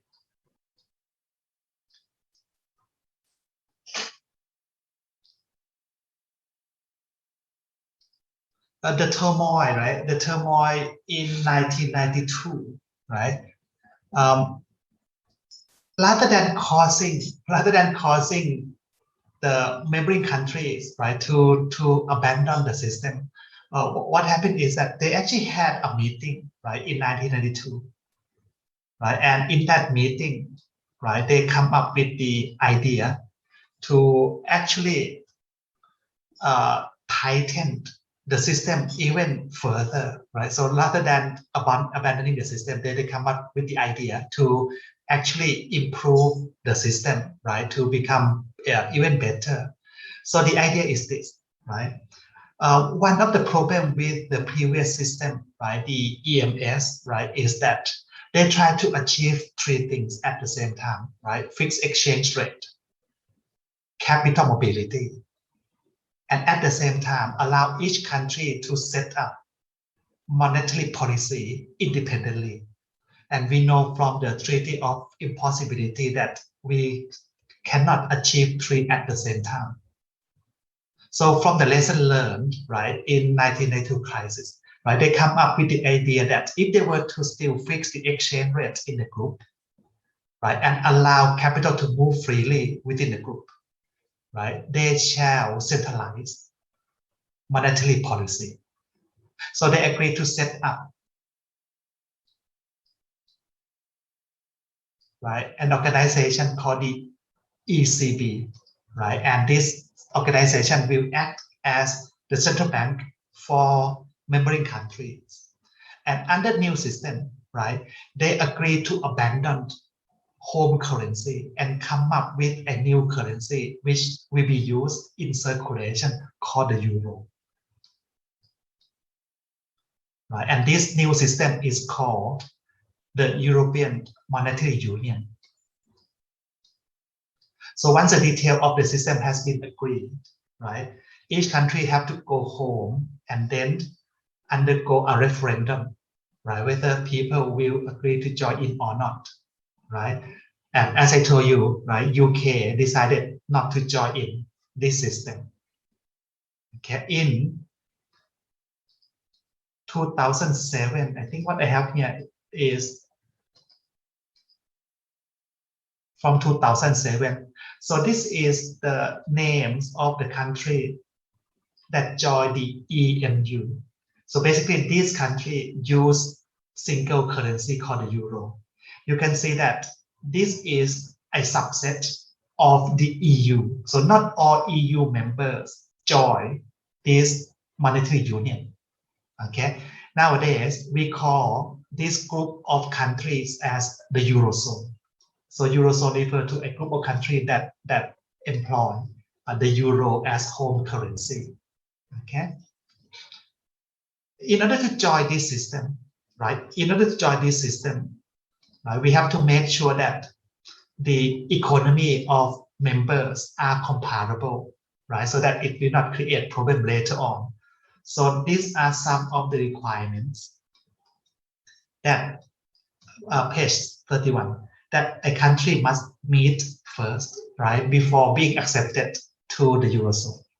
Okay, but we learn later that, right? We learn later that in practice, even though right, these requirements might not be met, but countries are still accepted to join it.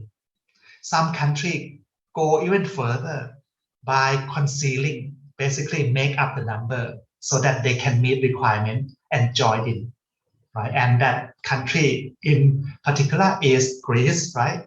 Have you heard about Greece, right? They have hired, right, a consultation firm, right, to do a national account for them, and somehow, right, they managed to conceal public debt. Like Greece has public debt that is more than 100% of the GDP, right? But the official number is less than 60%. So somehow that country can conceal the number, right, in order to join in, right? But later on, right, create problem. Okay. Okay. Before I finish this, okay, let me ask you one question. What do you think are the additional benefits of moving from fixed exchange rate to single currency? Right? You can say that what they are doing here is that they are moving from fixed exchange rate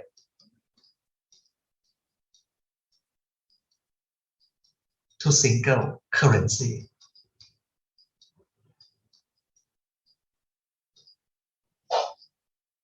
When we use fixed, we still have our own currency. So if we want to exit the system, that is not very complicated. But if we use single currency, right, Greece, and if Greece, right, want to exit the system, that is quite complicated because Greece currency is no more already, right? So already abandoned many years ago, right? In single currency, right, we are using currency, right, that is the same as other countries in the group. So we can't anyhow, right, set up interest rate, right, for our own, because that must be done by the ECB. So a lot of restriction, right, when we move from fixed to single currency. But what is the benefit? What is the additional benefit from fixed to single? Both allow you to get stable exchange rate. Okay, less uncertainty, because with fixed, right, there is a chance that a country might fail to defend the currency value.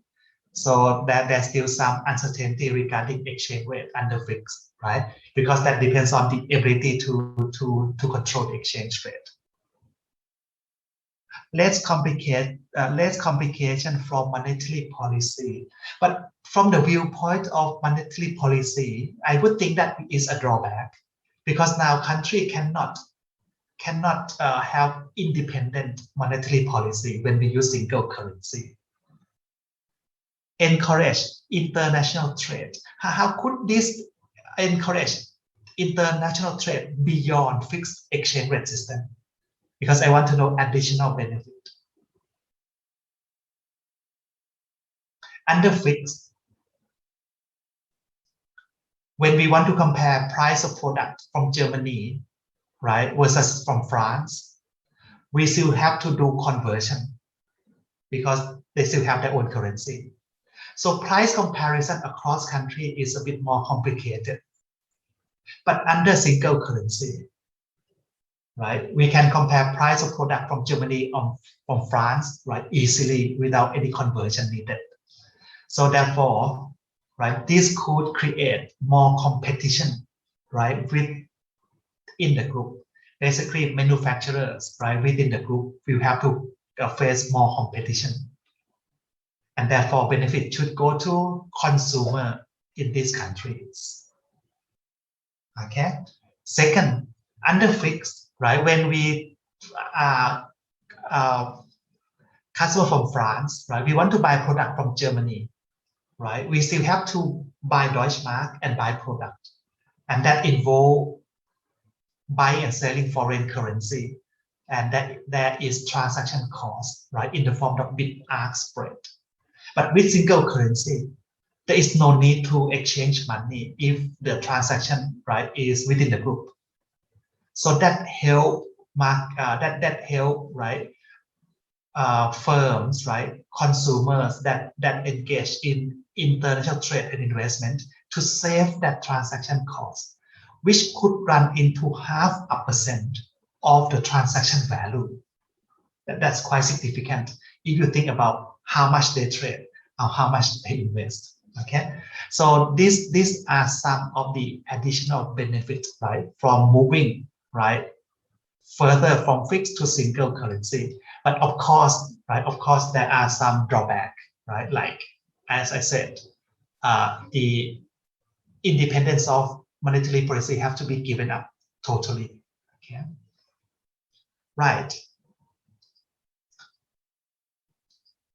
Now, I want to spend half an hour, right? I want to spend half an hour. I try to limit myself, okay, not to go beyond half an hour to talk about financial crisis in the past.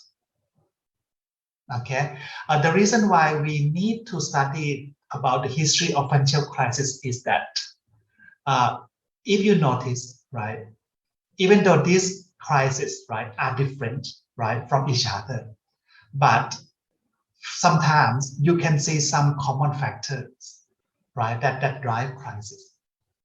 So if you can identify common factors that drive crisis, right, that might allow you to anticipate crisis. So if you know, right, that crisis will be coming, then firms, right, will be better prepared, right, to face the problem, right? Financial crisis not only a threat, right, for firms, it can be treated as opportunity as well, because right after financial crisis, asset price will drop. So if you hold money after the crisis, that is a chance to shopping for cheap asset. Right? Like if you have seen the news nowadays, right, talking about hotels, right? A lot of hotels operator, they want to sell hotels, and because of the crisis we have now, right, they have to drop the price down.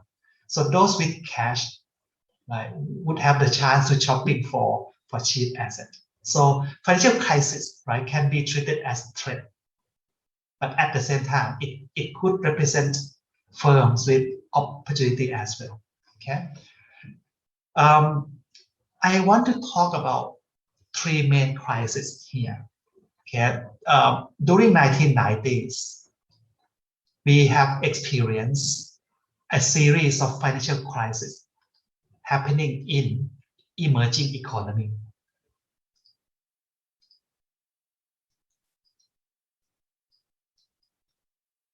Right after 1990s, right, we find that more crises now start to occur in developed economy.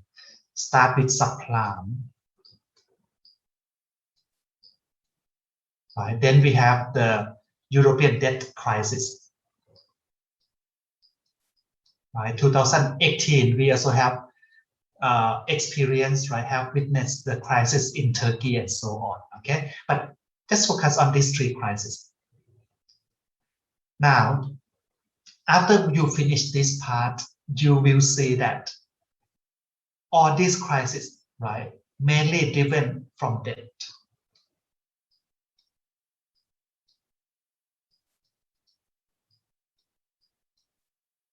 Whenever an economy carry too much debt,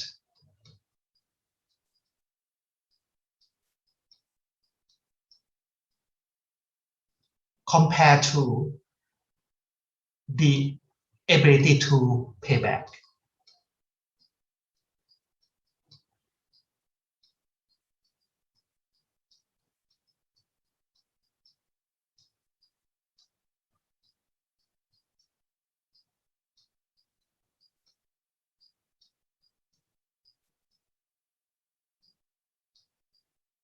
when an economy carry too much debt compared to the ability of the system to repay the debt, right, that could trigger crisis. Not all the time, right, but it could trigger crisis. So if you look carefully, all these crises come from debt. too much debt. Because once market participants realize that, right, the repayment is a problem, then we will start to lose trust. You know, right? The economy nowadays, right, mainly driven by debt. Without debt, the economy cannot grow so quickly. So once, right, market participants start to doubt about the ability to repay debt, nobody willing to lend money. So that will cause what we call credit crunch, right? Firms, right, consumer cannot look for loan, and therefore they can't run business without loan, and that will start to cause chain effect, right, throughout the economy. So this crisis has this thing in common, right? Start from too much debt. The difference between these crises is that the debt, right, the types of debt that cause crisis are different. In emerging market financial crisis 1990s, right, they are mainly driven by foreign currency debt.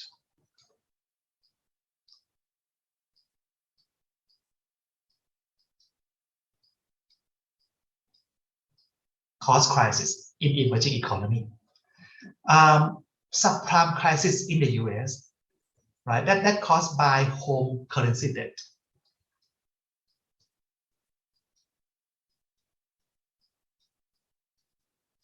Another interesting feature of emerging market crisis is that most of these foreign currency debt, right, are commercial debt. Debt by private sector that borrow money to do business.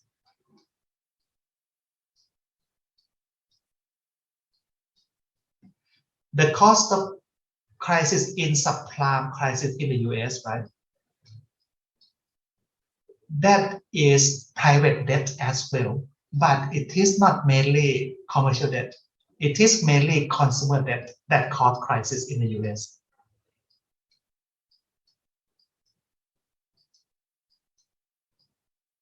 Right? People borrow money to buy a house. Basically, housing loan is the trigger.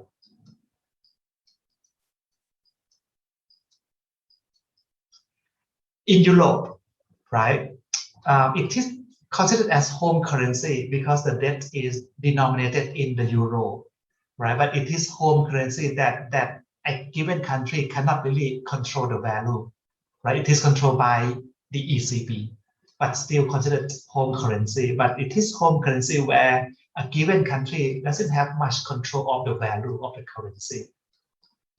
And this is not private debt. This is public debt, government debt. Okay, so that's the differences among these crises, right? The types of debt that cause crisis, right? Okay, let me quickly explain what happened. Okay, as for the details, I encourage you to read from the book. Okay, the author of the book talk about these stories, right, quite well, right? Really interesting to read, basically. Yes. This is the series of financial crisis happening in emerging economy, right? 1985, right? We witnessed Mexican peso crisis, right? 2 years later, we have crisis of our own, right? Tom Yam Goong crisis, which also spill, right, to affect Indonesia and Korea as well. Okay, a year later, right, we witnessed a crisis in Russia, right? In South America, they have crisis many times actually, right? In Brazil, 1998, and then after that, right, a few crises take place again in Brazil. Argentina also quite a few times, right? Okay, all these crises has something in common, that is, right, these crises normally start from a country running current account or trade deficit.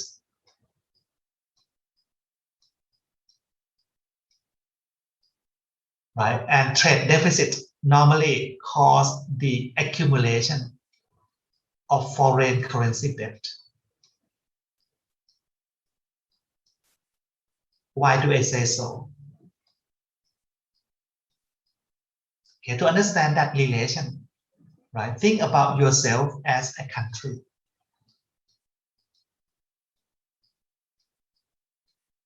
Okay, you work,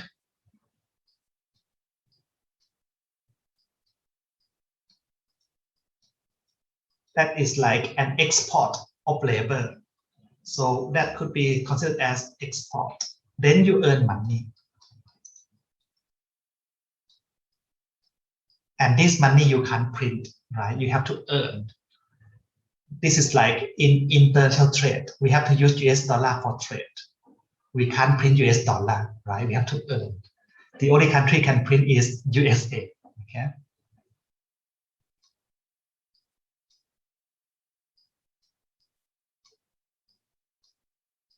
Now, you buy food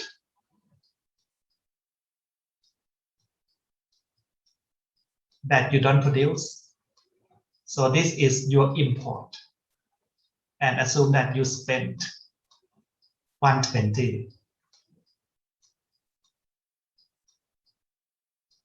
So now you have a trade deficit of $20. My question is, how can you spend more than what you earn? How can you spend more than what you earn? To spend more than what we can earn, right? We either meet this difference from using saving. And national saving is the reserve asset. So basically one way to make up that difference is to use reserve asset. So that means the trade deficit will cause the country to have less reserve. Or another way is to borrow money, right? That $20 can come from borrowed money. That means increased debt. So it either decrease saving or increase debt. So on a net basis, that is an increasing, right, amount of debt. So when country, right, have current account deficits or trade deficit, right, the country will start to accumulate, right, foreign currency debt, right. This crisis, right, we found that all these countries has chronic trade deficit, right. You might not believe, right, Thailand used to have trade deficit for a long time because in your lifetime we have trade surplus. But in my lifetime in the past, right, I always see Thailand having trade deficit. Okay, so that trade deficit causing accumulation of foreign currency debt. Plus the fact that these countries use fixed exchange rate and they don't change the exchange rate to reflect the reality of the economy. So basically the fixed rate was kept too high. The currency is too strong. So it doesn't improve trade deficit, right? So as debt become more and more, at some point, creditors start to doubt whether we can repay the debt. So what happened is that foreign creditors start to call back the money. So start to call back the money. Do not roll over the debt for us. So capital inflow become less, outflow become more. So we now have both trade deficit and capital flow deficit. And this flow of money, right, will cause significant impact on the currency value. So now people start to lose faith, right, on the currency value and then trigger crisis. Okay, so if you go back and read, right, similar story, whether it is Mexico, Asian crisis, Brazilian crisis, and so on, right, in emerging economy. But the detail inside may be a bit different, right? But from the big picture, it's about the same. Okay, so that what happened with the prices in Asia. Next, this is what happened in 1997. You can see that the value of the currency dropped significantly. So those foreign firms who have their asset in Thailand will find that the value of the firm, right, will drop, right, because the value of the baht drops so badly. So those who have assets in Thailand, right, will have to realize, right, loss of value. But those who come to buy the asset right after the crisis now, basically can buy cheaper asset. Okay, no wonder the ownership of a lot of Thai firms, especially Thai banks, has changed hand to foreigner, right, from Thai family to foreigners significantly right after this crisis. Okay. Right. Okay, next, let quickly next, right, move to subprime crisis. The term subprime, this is a term used by commercial bank to refer to a group of customers, right? Subprime is a term used by commercial bank to refer to a group of loan customer. Okay, a customer whose credit worthiness is very good will be classified by banks as prime. Right? Alternate A is the one in between, and subprime. This is a group with bad credit worthiness. So in normal situation, right, we might want to prefer lending money to prime customer. Right? The good point about lending to prime customer is that the chance of losing money from the bank perspective is low. Right? The bad point about lending money to this group is that interest rate that we can charge will also be low. Okay, subprime group, we charge high interest rate, but at the same time, as a bank, we also face higher risk. So in normal situation, banks must strike the balance between risk and return, right, among this group of investors. Okay. After 2000, there was a boom in subprime lending, right? Let me look at the graph first. I need to check the year. I want to look at this graph. Okay, around here. There was a boom in subprime lending, probably a few years prior to that as well. There was a boom in subprime lending after the year 2000. To understand what happened is that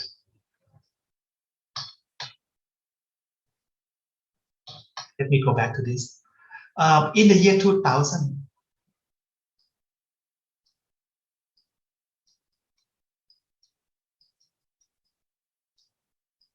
the US stock market, oops, sorry, that year. In year 2000, the US stock market experienced what they call dot-com bubble burst. So there was a collapse, right, of a group of stock, right, nicknamed dot-com stocks, technology stock.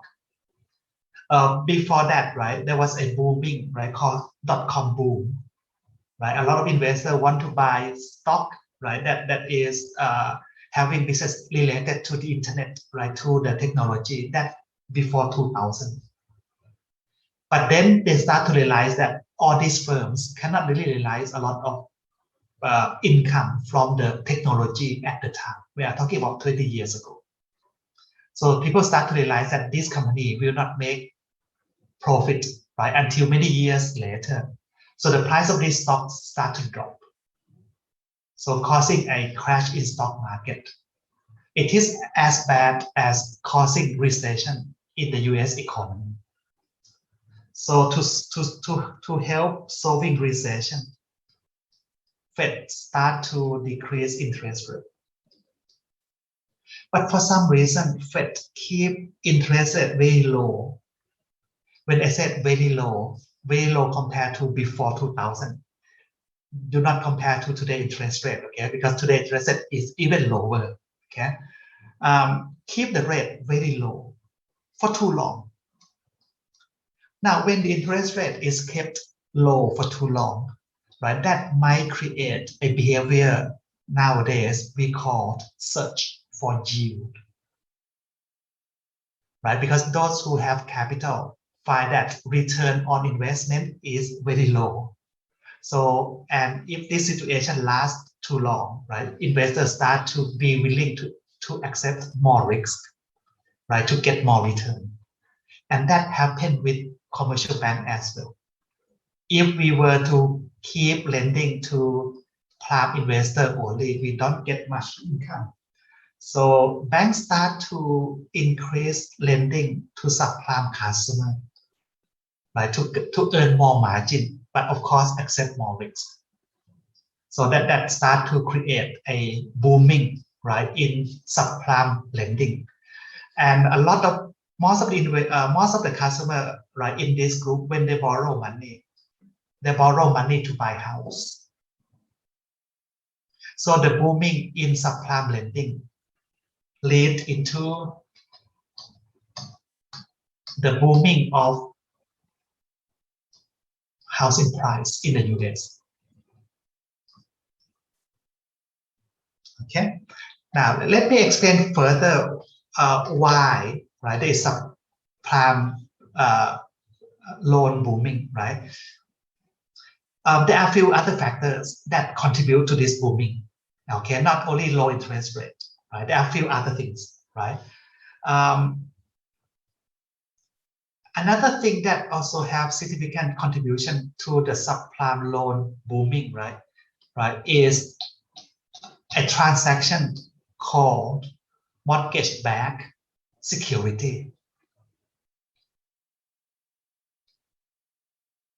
right, and also instruments, right, known as credit default swap, right, and I need to put it here. Another one would be collateralized debt obligation, CDO. So these kind of financial instruments, right, are another major contribution to the subprime lending boom and the collapse later. Okay, let me quickly explain about MBS first, right? Mortgage-backed security, very quickly. Okay. Again, please go back, read the book, right? The author of the book will explain to you better than what I am doing now. Okay. Think of this as the balance sheet of a bank. Okay. The biggest liability on the bank balance sheet is deposit, right?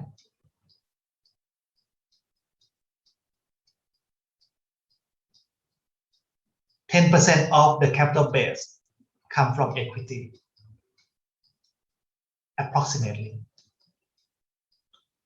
So once the bank has cash from that financing, right, bank need to quickly turn cash into assets that generate income, right? And the biggest part of the bank assets is loan agreement.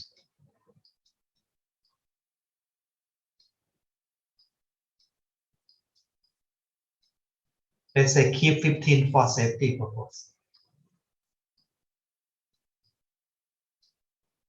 right? And the loan in question now is the housing loan. Okay, housing loan. When bank lend money, right? Not only they own interest rate, right, or interest income, they also earn fees, various kind of fees when lending money. To earn interest income, right? If the loan is 15 years, right? It takes 15 years to realize all that interest income. But fee, FEE fee, right? Earn upfront in full amount, no risk later. So the bank idea is that if we can somehow, right, keep relending this money, right, relend many times, right, without having to raise more funds, without having to raise more funds. If we can keep relending the money, right, we would generate more non-interest income, right? Good performance for the bank. One way to lend that amount of money, right, more often, right, is to sell that loan agreement to a third party, convert into cash and lend the money again.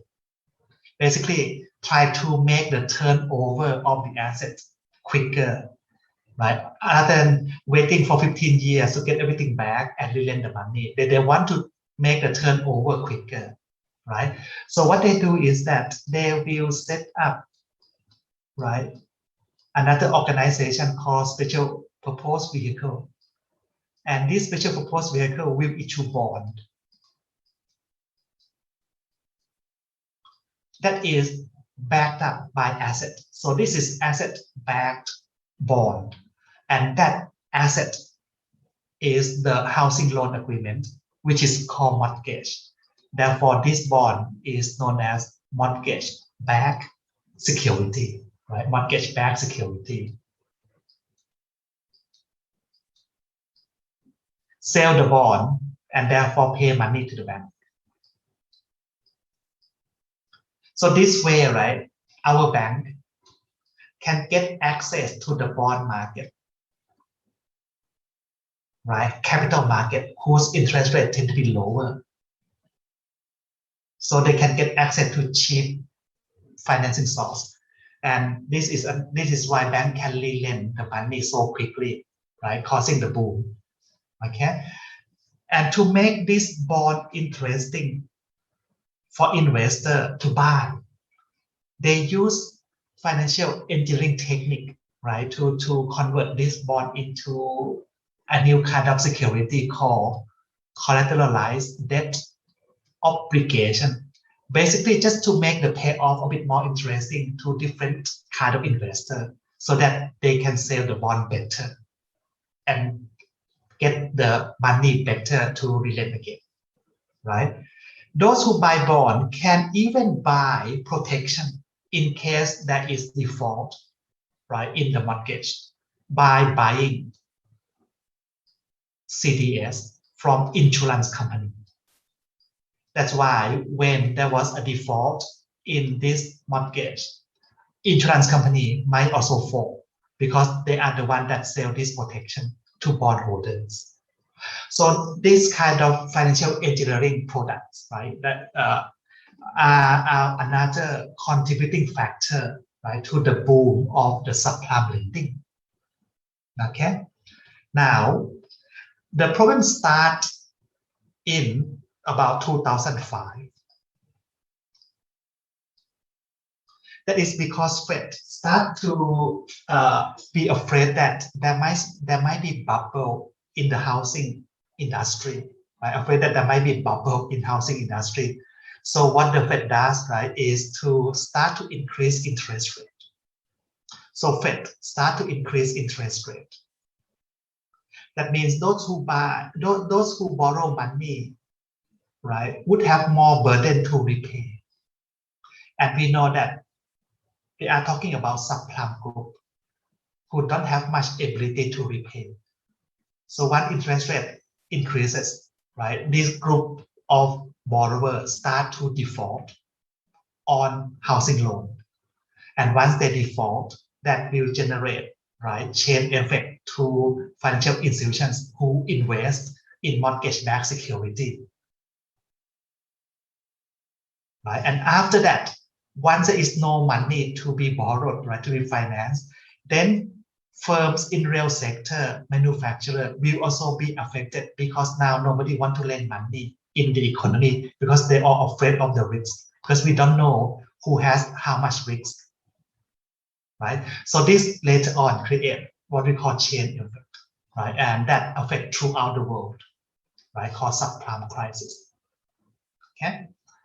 If you want to know something else, right? Just ask me. Okay. If I know, I will answer. If not, I will find answer for you later.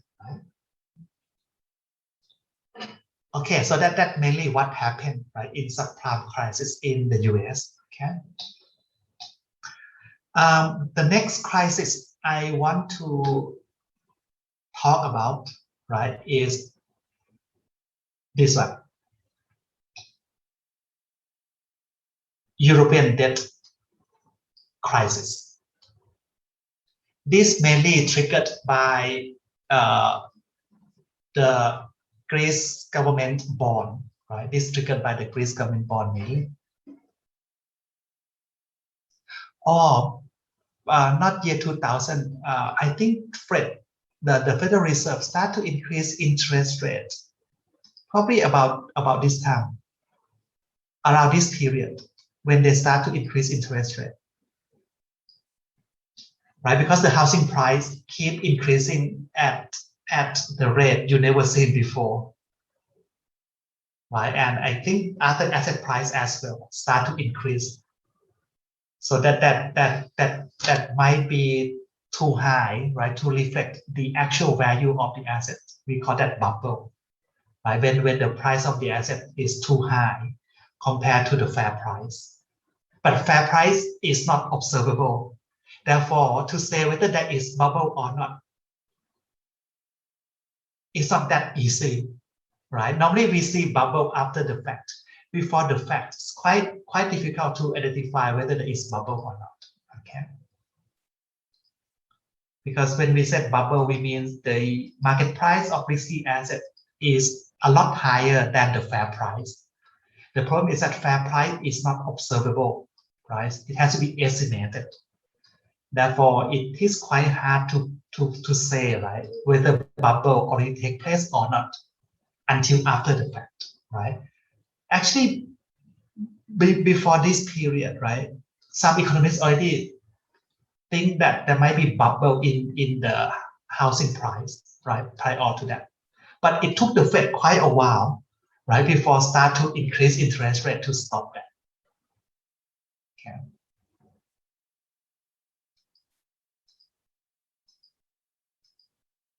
Right.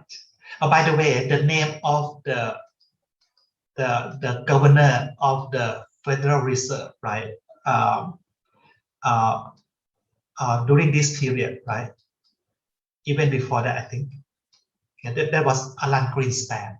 Right? That was Alan Greenspan who keep the interest rate low for so long. Okay, next, last one. Sorry. To understand this crisis, right, you have to look at the map first. Right, let's go look at the map.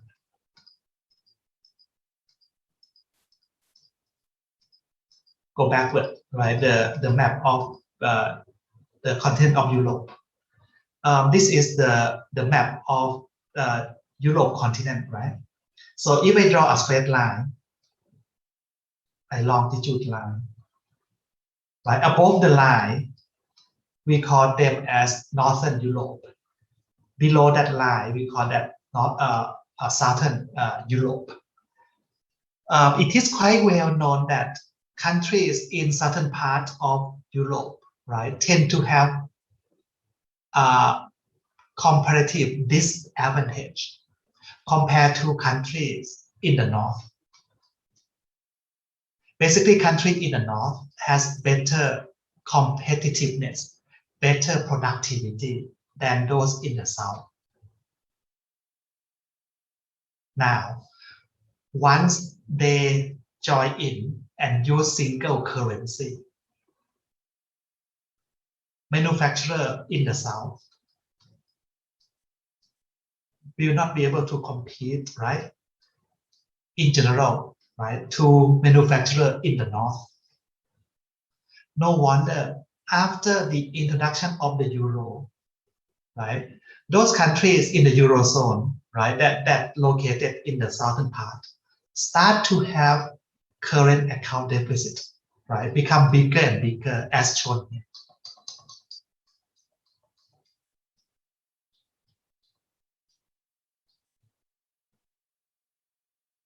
This graph, this is where the euro was introduced. You can see that after the introduction of the euro, Germany which is probably the most productive country, right, in the group, right, get more and more current account surplus due to better competitiveness. But Greece, Italy, Spain, right, Portugal, they tend to have more and more current account deficit. And GIIP, this is the combination among that 5 countries. As I told you earlier, having current account deficit means accumulating foreign currency debt. But this debt is denominated in the euro. So it's not really a foreign currency debt, right? Because Greece also used euro, Italy also used euro. So this shall be treated as home currency, but it is a home currency that we can't print. You know, Japan, public debt of Japan is more than 300% of the GDP. Public debt of Greece is just over 100%, but Greece have big problem. That is because this is not really a home currency in a normal sense, right? Because Greece cannot control this currency. Okay. Furthermore, not only they start to accumulate debt, right, due to current account deficit. This one show you the yield on government bond issued by various government. Okay, this is prior to the euro. 1999 is the euro period, right? Prior to the introduction of the euro, you can see that the market do not treat Greece government bond the same way as Germany government bond. Basically, we treat Greece government bond as being riskier, right, than the Germany government bond. But for some reason, after the introduction of the euro, the market start to treat Greece government bond as having the same risk level as Germany government bond. You can see that the yield of this bond start to converge. So now, out of the sudden, Greece find that it can now borrow at a cheaper rate because it is rated the same as Germany government bond. So now Greece can enjoy even cheaper borrowing costs compared to before the euro. So during this period, Greece also ran huge budget deficit. So basically, not only, right, they have debt from international trade, the government also create public debt, right, by issuing a bond. Now, in 2008, thanks to the subprime crisis, investors start to realize, right, about the true risks of financial instruments. So they come back and re-evaluate, right, debt of financial assets. And you can see that after that, right, the yield on this bond start to, right, go apart from each other. Right now, people start to realize that Greece government bond, even though it is in euro, right, we shall not treat this as the same class, risk class, right, the same risk class or as the Germany bond. So now Greece government find that after year 2008, when they have to borrow new money, they have to borrow at a more cost. And you know how government pay back loan that is due, right? Let's say, right, 10 years ago, the government issued 10 years bond. So today the bond is mature. Government have to repay the principal of the bond, right?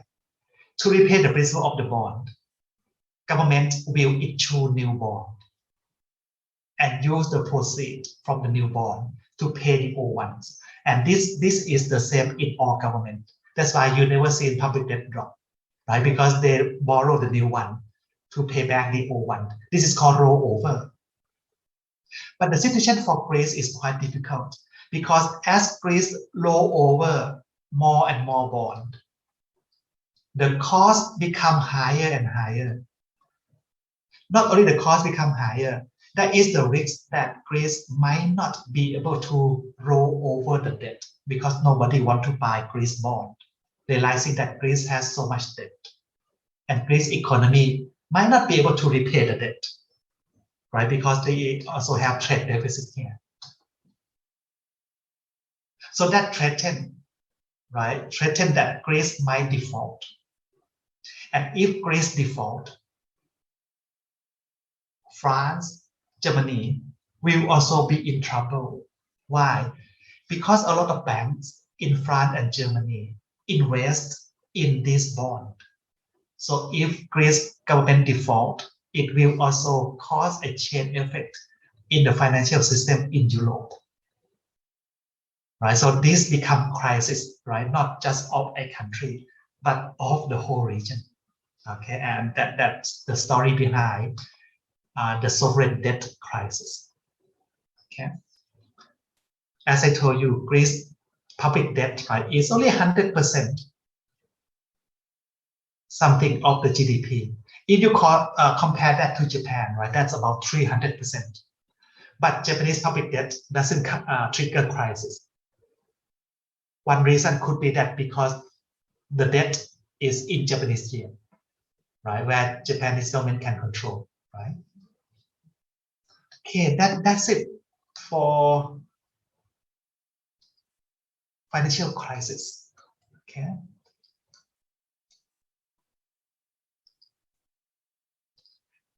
Do you have any question you want to ask first about that chapter?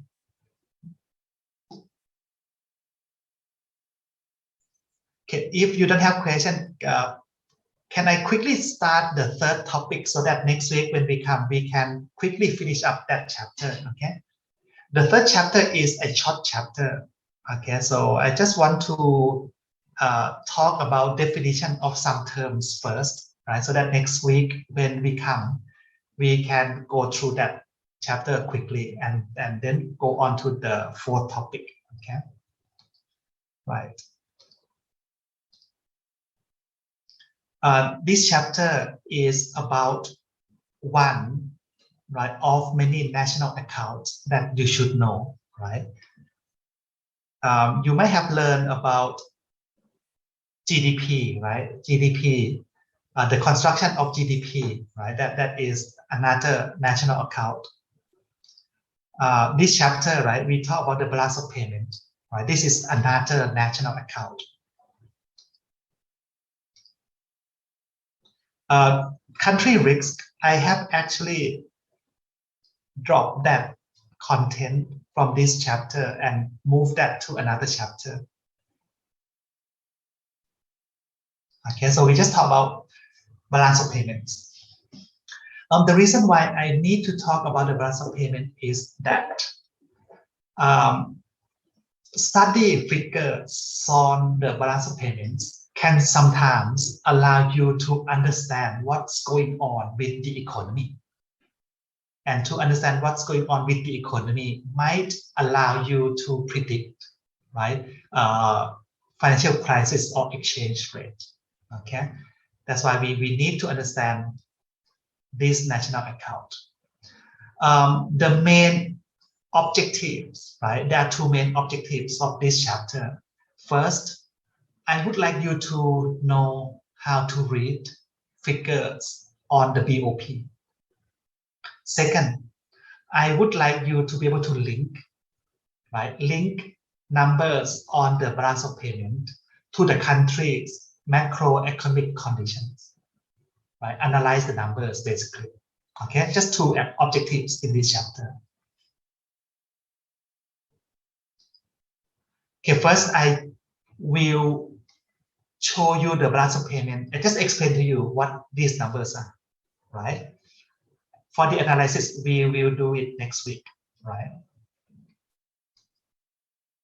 So let me define first, right? What is the balance of payment? Okay.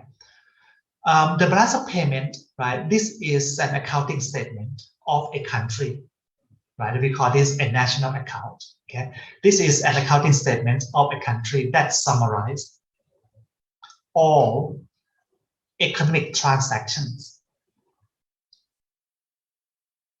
When we said economic transaction that involve exchange of one thing, right, for another things, could be product for money, right, claims for money, accountings, okay, between residents of the home country. So in our case, right, the residents of Thailand, right, and residents of all other countries, so residents of foreign countries. Now you have to keep in mind that, right, we are talking about transaction between residents of one country and residents of other countries. To identify whether a transaction should be recorded on the balance of payment or not, we do not look at nationality, we look at residency. For example, a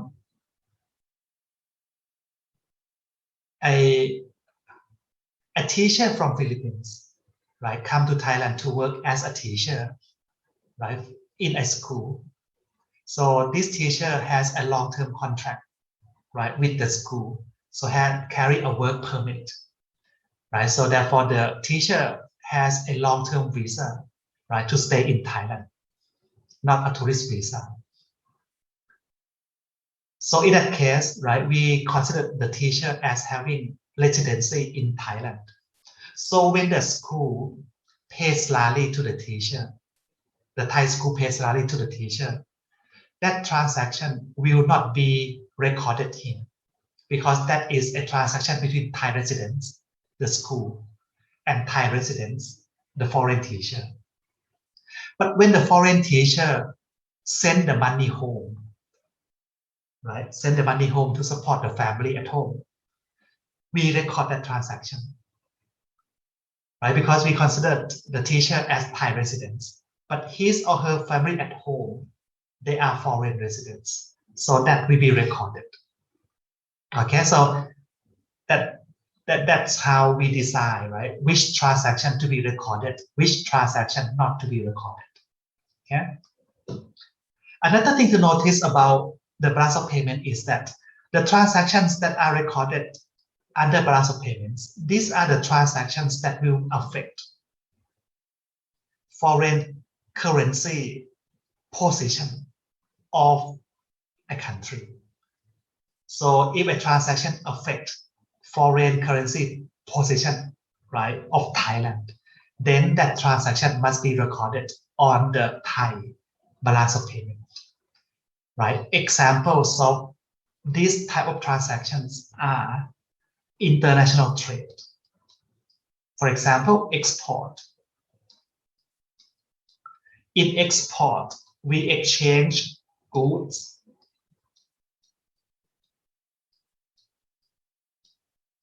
for foreign currency.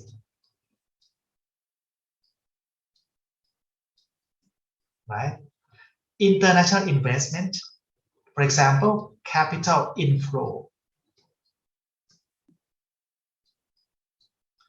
Right? Capital inflows means that we give up claims on the Thai asset, right? Give up ownership, right, on the Thai assets or claims on Thai assets in exchange for money.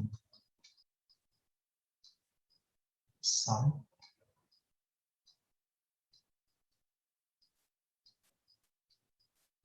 Okay. There is another kind of transaction that is one way. This is normally gift money or donation money, right? That kind of transaction is called unilateral transfer. Okay, so these are examples of transactions to be recorded. Now, before we finish today's class, let me show you Thailand balance of payment first. Okay, this is the balance of payment for Thailand between 2013 to 2016. Yes, import is also part of international trade. That's correct.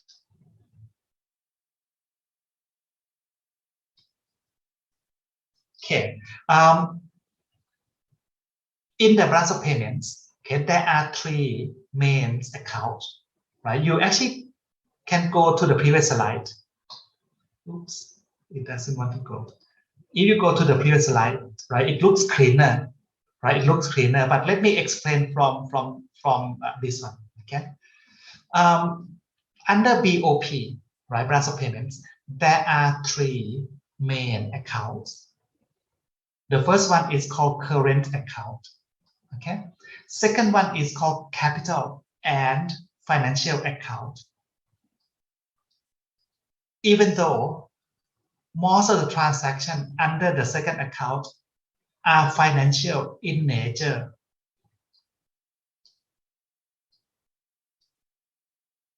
rather than capital account, capital transaction in nature, right? But when I talk about the second account, I always refer to that account as capital account in short, okay? But the full name is capital and financial account, right? But I normally just call it as capital account, okay? Even though, right, most of the transactions are financial in nature, okay? The last main account is the change in reserve asset. Keep in mind that the last one reflects change, right? It doesn't reflect how much we have. It reflects how much has changed over the year, okay? Another thing that could be confusing about the third account is that when the number is positive, you will understand the logic later, but today just remember first. When the number, right, in the change of reserve asset is positive, that implies that is a reduction in reserve assets held at the Bank of Thailand. If the number is negative, that actually implies an increase in reserve assets held at the Bank of Thailand. Okay, that is the one that can create confusion. Okay, let me finish up this slide. Current account. Under current account, we also divide that into three more sub-accounts, right? The first sub-account under current is the balance of trade on goods and services. So 2A, that is the balance of trade on goods and services, which can also be separated into goods and services. Okay, you can see that if a transaction implies that the country gain foreign currency, we record as positive number. But if the transaction reflects that the country lose foreign currency, we record as negative number. So in 2013, right, from the trade of goods activities, right, the international trade of goods activity, right, that activity allowed Thailand to gain on a net basis 40 million US dollar. Okay, we also have the balance of trades on services as well. For Thailand, right, service receipts, I would think mainly come from tourism. Service payments, I would guess that that would be not only tourism, right? Thai people travel overseas, right? But probably also payment for education, right? Payment for consultation, right? We always employ consultation firm from overseas to do study, right? For government project. Okay, if you want to know, right, what are items within each line, right? If you go down, right, this one will give you more details on what will be recorded under goods and services, right? And if you go down even further, I even tell you that service receipt or payment include what kind of items. So in case you want to understand what drive those numbers, just come to this, okay? But I don't think I have time to go into detail, right? Okay. Now, when country trade finished goods, right, we call that import, export. But if we trade factors of production, like capital or labor, right, the income from the use of international factors of production, that is called primary income. For example, Thai firms borrow money from Japanese bank. When Thai firm borrow money from Japanese bank, money will come in first.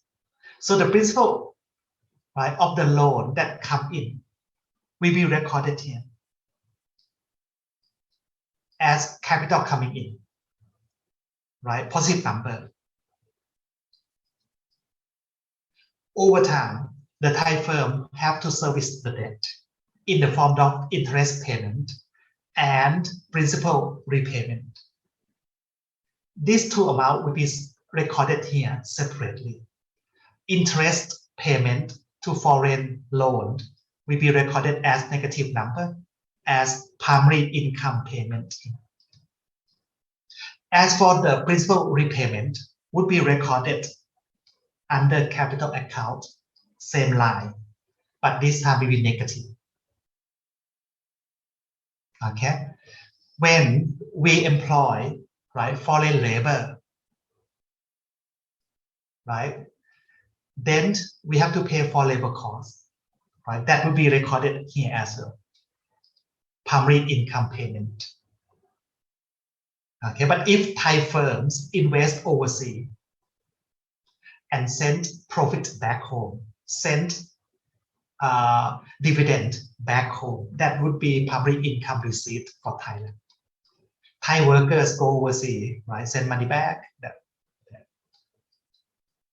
Okay, so in Thailand, right, we are the net payment of primary income, right? I guess that should not be so surprised, right? Because we has been a net receiver of foreign capital for so long. So we have to service, right, the use of foreign capital. But if you look forward, right, you can see that that number becomes smaller and smaller.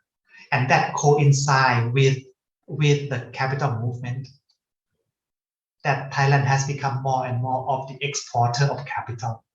Okay, right. Next, almost done. Okay, 6 more minutes. Secondary income, right? That mainly refer to gift money or donation, right? So if we receive donation from like vaccine, right, from the US government, right? So that must be recorded here, right, as secondary income receipt. Okay. If we make donation, right, that would be payment. Or if people who have long-term residency in Thailand, right, send money overseas, right, that would be also recorded here, income payment, right, from Thailand perspective. Okay. Right, that's how you read each line. In Thailand, right, you can see that as I claim, right, in your lifetime, right, you tend to think that Thailand have trade surplus, right? And normally that is big enough to have allow Thailand to have current account surplus as well. This is quite an odd year, 2013. But before 1997, right, if you look at current account balance to Thailand prior to 1997, always negative, right? We study that next week, right? I will show you. Okay, almost done. Second account is capital and financial account. Since capital transactions are quite small and this happen to all countries, therefore I will tend to ignore that. If you know, if you want to know what constitutes capital account, you go down. This one will tell you what kind of transactions, right, are considered capital transactions. And you can see that this kind of transaction doesn't occur that often. Okay. By the way, this is a kind of definition suggested by the IMF. All countries use the same methodology, right, suggested by the IMF. So if you can read Thailand balance of payment, you can read balance of payment of other countries as well. Okay, we use the same principle when we do this record. So basically, it's comparable across countries. Financial accounts, right, can be divided into 4 sub-accounts, but since the one on derivative is quite small still, therefore when I study financial accounts, I tend to ignore this one as well.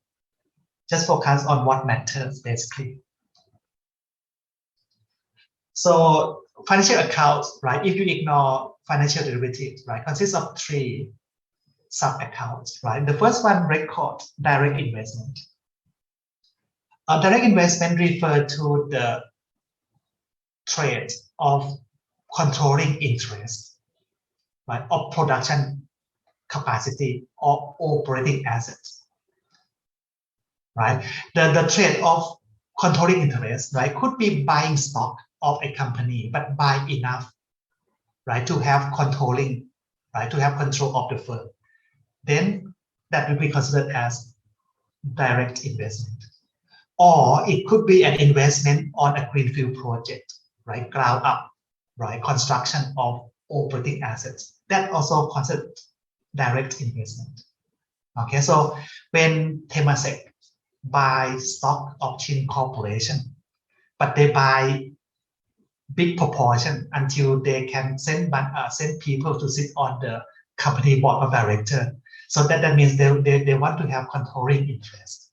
So that is considered direct investment. Okay. Portfolio investment refer to the buying and selling of financial assets, right? Mainly for short-term investment purpose. Okay, could be buying stock or buying bond. Normally, we will treat the reason we separate these 2 lines is because as a country who receives the money, we treat these 2 capital quite differently, right? Direct investment is viewed as being long-term. Once it's coming, it will not go out so quickly, right? Profit investment is viewed as short-term. So it is normally this one that will create instability, right? Because it will come in and go out so quickly, right? Because that is short-term kind of money. Okay. Other investment that record borrowing and lending within commercial bank system, including trade credit, right? International trade credit. Okay, that's capital account. Interestingly, since 2013, right, Thailand seemed to become a net exporter of capital. That could be good or could be bad. On the bad side, that probably implies that foreign investor, right, start to feel that Thai economy is not attractive, and therefore they start to move their investment out. Right. On the good side, that might imply that Thai firms, right, start to be more adventurous, right, looking for business opportunity overseas, like what Japanese firm has done, what South Korean firm has done in the past. Okay, so it can be good, it can be bad. You basically have to look at a bit more detail of what caused that negative number. Okay. Last one, right? Reserve assets. Okay. As I told you, when you read, just have to be careful. Positive means a reduction. Negative means an increase. Okay. I think I stop here, right? Now this class and the one on Monday, right? I think almost at par to each other in terms of the content that I have covered.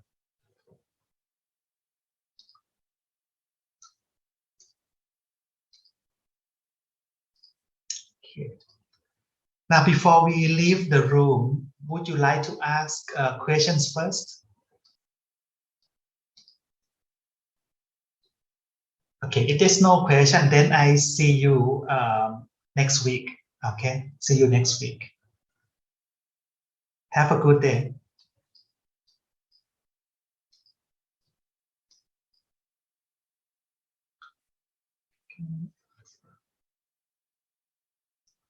Oh, the advanced business finance, I'm not doing anymore. Okay, I'm not even the one who teach the subject. So therefore, I'm not doing the equivalent of this subject. Okay, in the past, I just try to help Ajahn Manapon, but I found that there are too many. I just cannot cope. Right, there are like 50 students want to do the equivalence. So I don't think he will do anymore. He will not do also. So the I think now the department set up a committee. So rather than either Ajahn Madhapon or I do it right now, they set up a committee to look at it. So um, so that what happened with the advanced business finance subject. Okay. In past years, I did, but I just cannot cope this year. Too many. Okay. And I'm not the one who teach also. So I feel that's quite difficult for me to judge, right, in some things, right? But he refused to do it, so somebody have to do, okay? So it is no point to ask Ajahn Manapon because Ajahn Manapon will not do it, okay? Right? I'm so sorry about that. But why a lot of students want to transfer this subject, advanced business finance? I think this subject is quite good. I don't know why most of you actually, right, want to transfer this subject from somewhere else. Okay. Okay. So I see you again next week. Right. Bye bye.